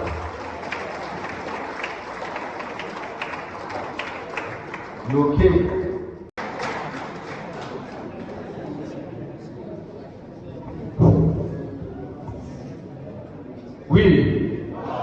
We will, standing on existing protocol, you recall the day you arrived and when we addressed you, I said, may your road be rough. And you agree with me that it's at the top where you are here. I added also that the taste of pollen is in the eating. You have eaten, have you not? Yes. You came, you have seen, and you have conquered. And based on the recommendation of the instructors who guided you through, chief of them said, having gone through the performance of individual students on both courses, show you 1298, I and instructors on this course duly recommend. So they have recommended, and therefore I, Unit Careful, on behalf of the Director General of the Citizenship and Leadership Training Center, Adesoji Enyade Emeda, wish to approve that the coordinator go ahead and I will do this.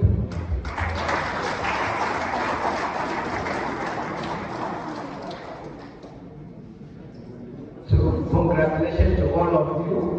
But because of this occasion, we cannot distribute all the certificates now. So because of that, we all know that the DG, you have certificate from API, and now the representative of the DG, you have certificate from citizenship. So we have 2 certificates, but we cannot distribute it now. Only 6. Those 6 is not based on merit, because all of you perform and you got A. So just sample presentation, we are going to make you to invite the 2 Director General. The Director General from API and the representative of the Director General of Citizenship, because of the 2 certificates to make the sample presentation. Sir? Are you here? Rosemary? Together for her.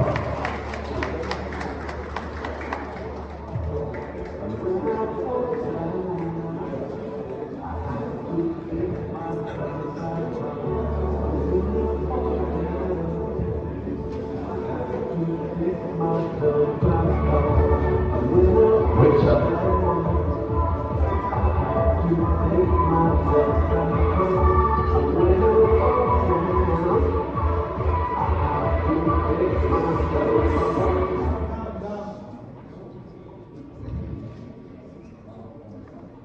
I'm the president of the Citizenship and Leadership Training Center, Federal Ministry of Youth Development, Abuja. Certificate of Excellence, Certificate of Attendance presented to Rosemary Echa Ebuja, who has successfully completed course on effective leadership and good governance at the Mountain School, Sherry Hills, this day, 10th November 2024.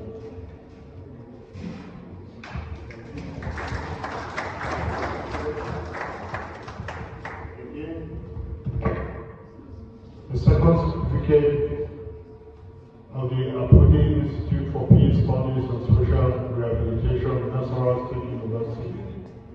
Certificate of Participation and Presentation to Rosemary, who has participated successfully in the local and field study on the team Human Development for Leadership and Intellectual Property Investment in Nigeria, Challenges and Prospects, and made seminar presentations. This day, 10 to 15 November 2024. And these two certificates, congratulations.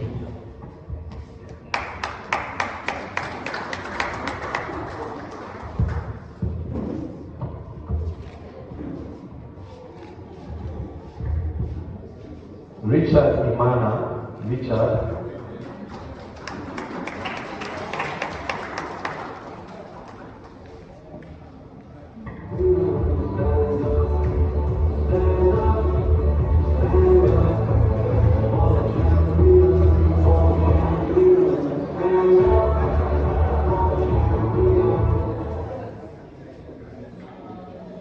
Again, another certificate of attendance presented to Richard Irea Imana, successfully completed course of effective leadership and good governance at the Mountain School, Sherry Hills, Jos. This day, 10 November 2024 to 16 November 2024. Second certificate of participation and presentation to Imana Irea Richard, who has successfully participated in the local and field study on the team Human Development for Leadership and Intellectual Property Development in Nigeria, Challenges and Prospects. This day, 10 to 15 November 2024. Congratulations.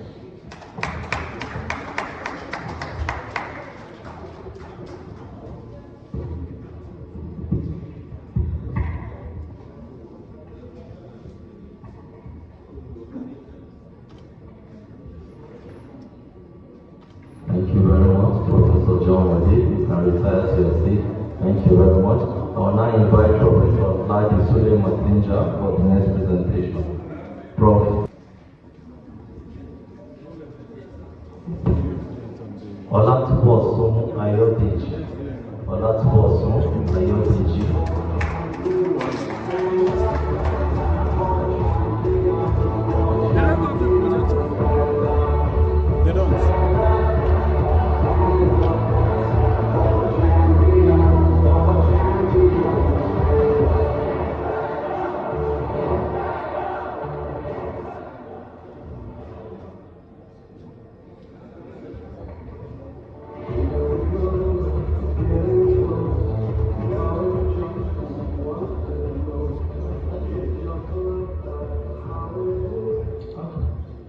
Citizenship and Leadership Training Center, Federal Institute of Youth Development, Abuja, Certificate of Attendance. This is to certify that Olotobun's Ola Tubosin Ayodele Ademuyiwa has successfully completed course on effective leadership and good governance at Mountain Jos from the 10th of November 2024 to 16th of November 2024. awarded this day, 16th day of November 2024. Congratulations, sir. I approve the Institute for Peace Studies and Social Rehabilitation and affiliates of National State University, KEPI, certificate of participation and presentation. This is to certify that Ademuyiwa Olatunbosun Ayodeji participated successfully in the local/field study with the theme Human Development for Leadership and Intellectual Property Investment in Nigeria, Challenges and Prospects, and made seminar presentation titled The Influence of Social Status on Crime Typology in Nigeria on the 10th to 15th of November 2024. The venue Citizenship and Leadership Training Center, Mountain School, Sierra Hills, Jos, Plateau State. Congratulations. Dora Saliu.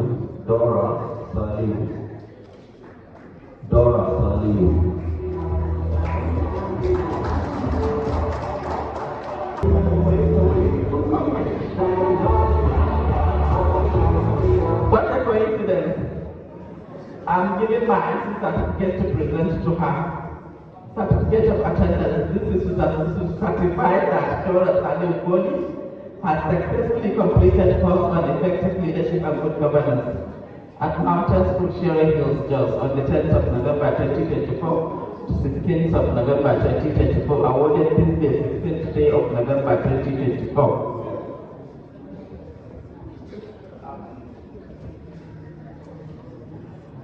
This is to certify that Dora Saliu Goli participated successfully in the local/field study with the theme Human Development for Leadership and Intellectual Property Investment in Nigeria, Challenges and Prospects, and made seminar presentation titled The Role of Central Bank of Poverty Reduction in Nigeria from 2013 to 2023, Implication for National Security, on this day, 10th to 15th of November 2024.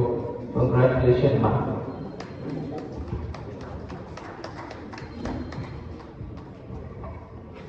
Thank you very much, Professor Ladi Suli. I will now invite our Royal Father, Adagon Josezeri, Ada Emmanuel Ajik, for presentation. Put your hands together for the Royal Father to perform the honor.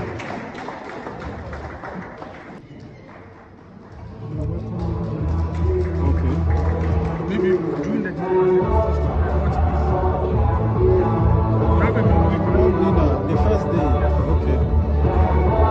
okay, you want to give me, or you want to, okay, I will share you the link, you download them.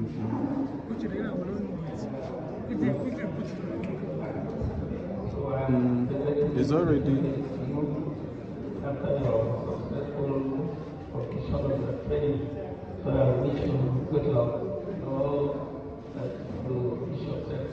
By the grace of God, you will succeed in life. Congratulations.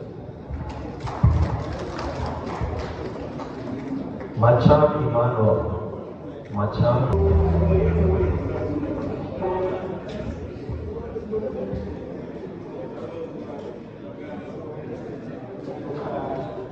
My child Emmanuel, I'm presenting this certificate to you. After you completed your successful training here at the Mountain School from 10th November to 24th November to 16th November 2024. I was this day, 16th day of November 2024. Congratulations.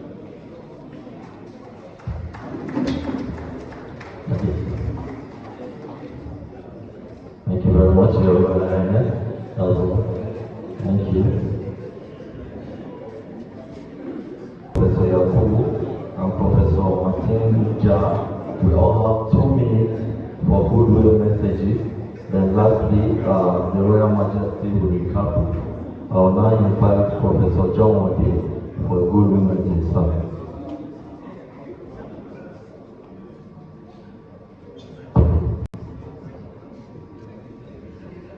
The Director General,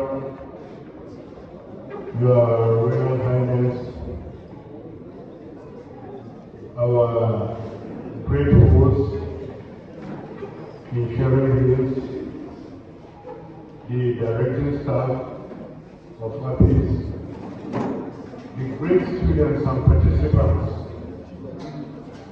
I'm writing on behalf of the academia to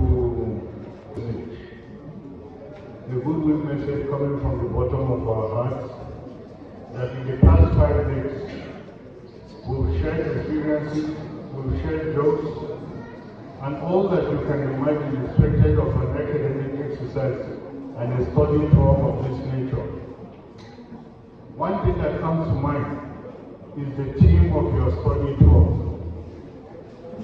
which has to do with human capital development, human resource development, leadership, intellectual property. Whatever you did in the past 5 days to go around these 3 key words, and they are just more than relevant and apt to the current challenges that Nigeria is trying to address. For selecting this team that enable you to look at the challenges and the prospects, portends greater hope or great hope for this country. And I hope that from whatever you've learned, excuse me, this is a congregation of very mature masters and PhD students. Side talks before your Director General, before the Royal Father is not just acceptable. At the end of the day, when the certificates and the masters and PhDs are awarded, they will be awarded both in content and character. Once a distinguished guest starts to talk, absolute silence. And that is part of the challenges. That is part of the challenges expected when you look at issues within the context of human capital development as it relates to leadership and intellectual property. So I crave your indulgence that absolute silence be maintained while we talk. I'm saying this not for myself, but by the time His Royal Highness starts to talk, your Director General starts to talk, and this noise goes on, my heart will bleed forever. As I said, the theme of your meeting, of this your conference is apt, well selected and commendable. It gives us with a lot of lessons with respect to the challenges facing Nigeria today. And I hope that you've learned a lot, right from the speaker who came on the keynote address, the guest speaker who spoke, followed by the discussion. I hope you will go through these papers and continue to see it and use it for the rest of your life. In the course of your activities here, certainly you went through baptism of fire. The baptism of fire is expected to have taught you 3 fundamental things: resilience, patience, and the imperative for hard work, which is diligence. We all sat with you the past 5 days. And anywhere I can assure you that I am, except I'm out of the country or for exigencies beyond my control, that Professor Ati, your Director General, invites me to come and contribute to students and make sure I don't fail. And make sure I don't fail. And for what you may not know, as students, there is always faith in life. And for us in the academics, simplicity of life is everything. Some of you may end up as academics. Myself and Ati, the one he told you, we have come a long way. From these primary school mates here in Fatima Primary School in Jos, in the early 70s, maybe some of you were not born then. Then as fate will have it, I found myself in Gilbert as provost of the College of Education Gilbert for 4.5 years. That time I was his boss. He was a teacher under me. As time went on, in the last dispensation that we finished serving the nation, he was my boss as the Secretary to Government of the state, and I was Director General Research, Strategic Planning and Implementation. We all worked closely, shared ideas, and each time we were together, sometimes I just prayed to escape from his hands, he wouldn't let me go till 12 midnight. Just because we were passionate about contributing to the development of the state. And all that we did in the course of the 4 years that we worked together when he came on board as the Secretary to Government, it was all targeted at human capital and resource development. It was all targeted at providing leadership to the people of Plateau State. And it was also all targeted at leaving a legacy in the line of intellectual property, which I can proudly say we left behind in the last administration. In the course of your work these 5 days, rigorous intellectual and practical activities, we've worked in Professor Yakubu, myself, Professor Nelafia, all had to leave our own assigned responsibility at the University of Jos, and particularly myself and Professor Yakubu, for all the days we resolved to abandon all that we need to do to support one of us, the Director General, in order to share with you the experiences. And I can tell you that we are very, very happy about it. Let me just tell you that for the MSc students, by virtue of your training, the philosophy is about very rigorous intellectual work. Because at the end of the day, you will answer your name as specialist. That is the bottom line of a master's degree. So, part of your going through this intellectual rigors is what is expected, and count yourself lucky to also be here for the leadership training, of which the certificate has been awarded to you. Many people have gone through master's program without having the privilege of coming to the Citizenship and Leadership Center. It adds to your curriculum vitae. For the PhD students, yes, you have gone through master's degree before you came here, which means that you have a blend of intellectualism in you, rigorous intellectualism. But I want to tell you that in the coming years, as you are pursuing your PhD, the philosophy is about 80% hard work, donkey work. 80% hard work.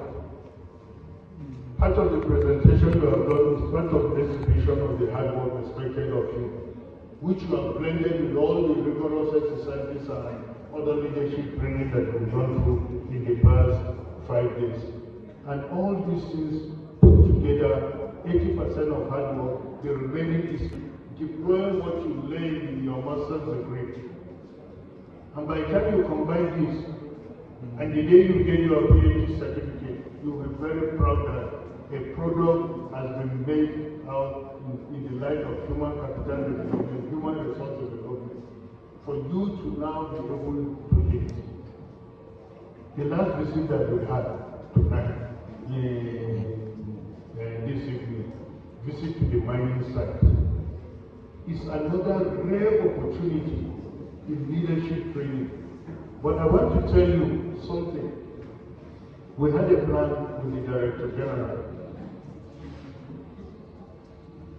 that I give you a talk before the visit to the site, but we've not been able to do it. But he has also said I should still find time to come down to Abuja so that we will now do the garnish what you have seen in the field.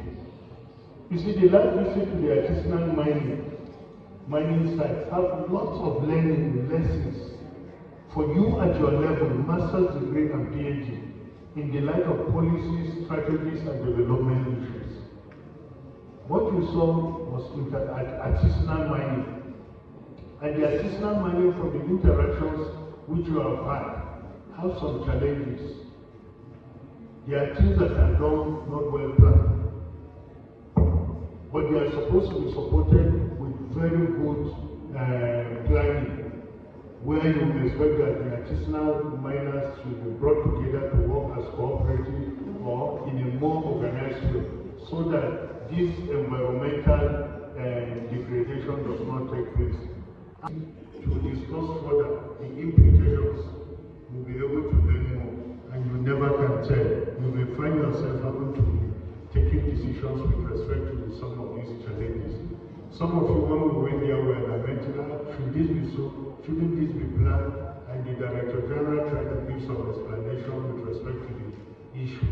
But this visit to me, the last visit to the site, is very important, and it has a lot of polling challenges for you to discuss, to brainstorm in the light of policies, strategies, and development issues in the country. Once again, on behalf of the academia, I want to share with you that at any time call upon, we'll be with you. As you come to the end of this program, we wish you the best, and that whatever you have learned, you will continue to use it for the betterment of the country and for the good of yourselves and to the glory of God. Thank you very much. Thank you very much, Professor. Now I invite Professor Naibu Suleiman Tinja for the message. National State University, KP. I have nothing much to tell you, but just to wish you all the best, and I'm glad and happy that we're all here together. We started together and we're going to finish it together by His grace.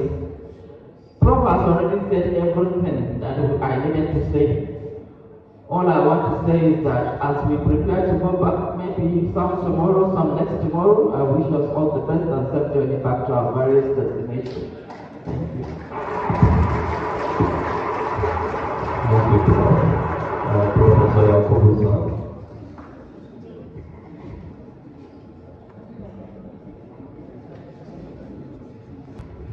Thank you very much. The last time I told you people that I don't talk too much, and it's unfortunate that the organs will talk first and then ask me to talk last, and then they will finish saying everything, and then I have nothing to say. Nevertheless, let me thank the Director General of Artists and you students of Artists for giving us the opportunity to interact with you people. You know, Professor Wade has said virtually everything.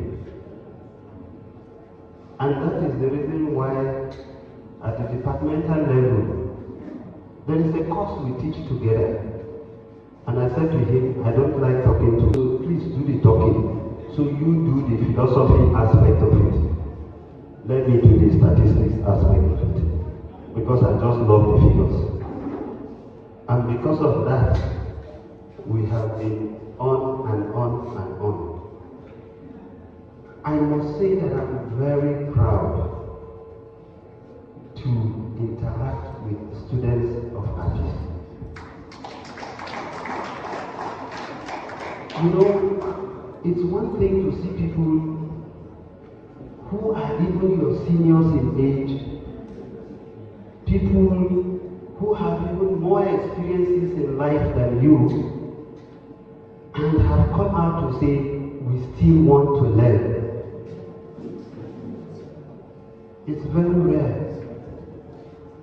So all I can wish you people the best that life can give you. And let me say finally, I love you all. I'll now hand over the mic to Alula Fata and Jacob.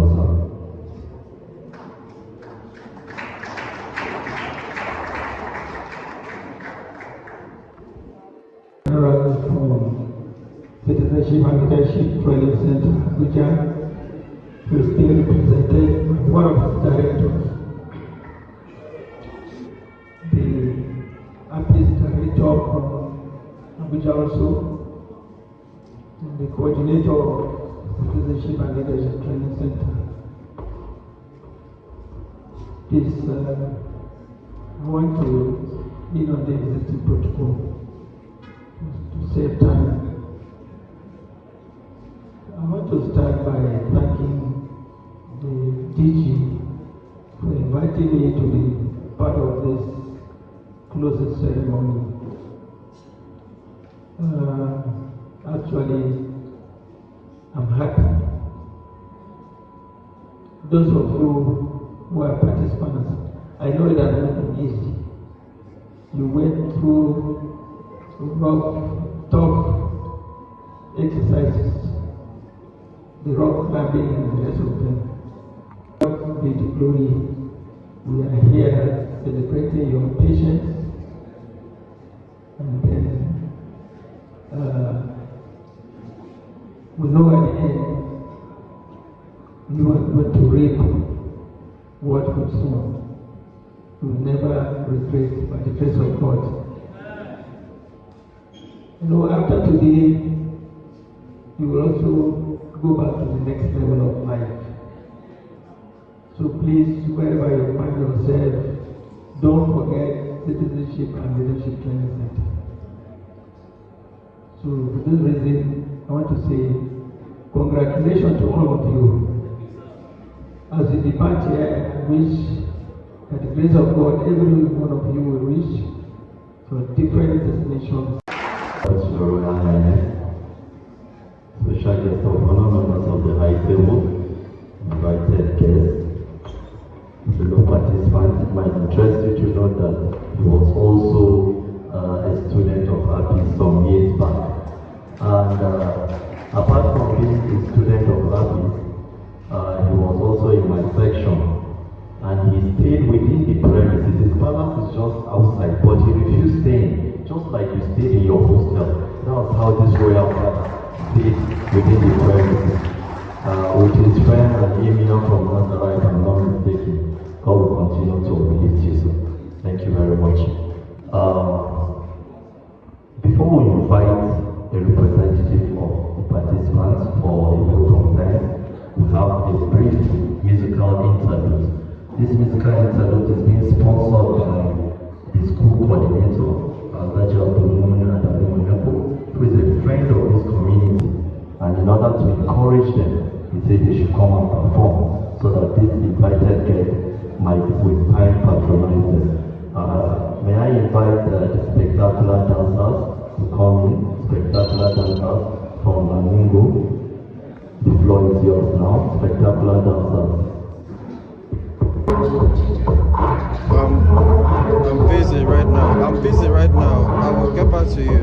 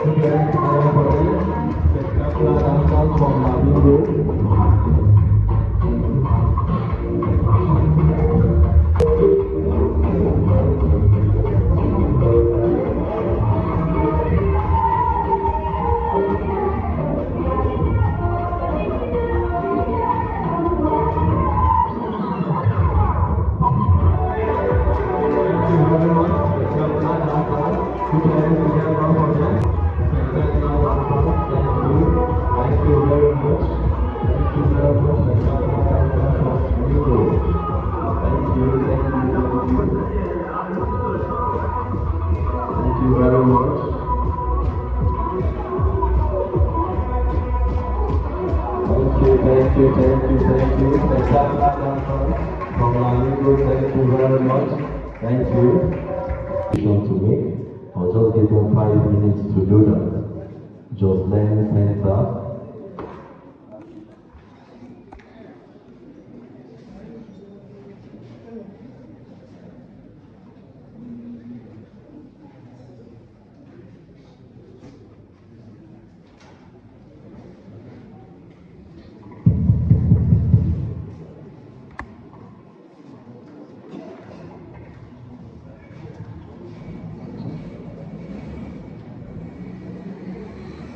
Your Highness, the Chief Professors and Doctors, students of APIS, Jos Plateau State, for the field studies tour that you came to Jos. Today, we are rounding up. On behalf of students of APIS from Plateau State, I want to say thank you for staying in Plateau State peacefully. Some of you were afraid never to come to Plateau State. But you could bear us witness that today you have stayed safely. On behalf of students from Plateau State, we want to present gifts to our fellow students from APIS. Already our lecturers have begun to receive their own gift. This is just a token that you will take home and share with your family. We would like so we go section by section. I think we have let me start with organization. All will go forward, just walk forward and collect your gift.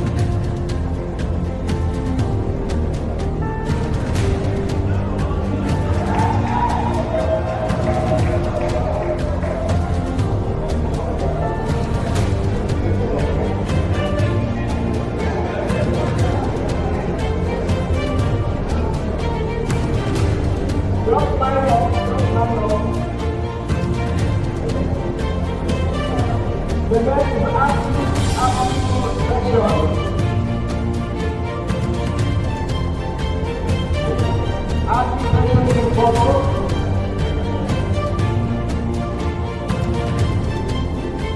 I don't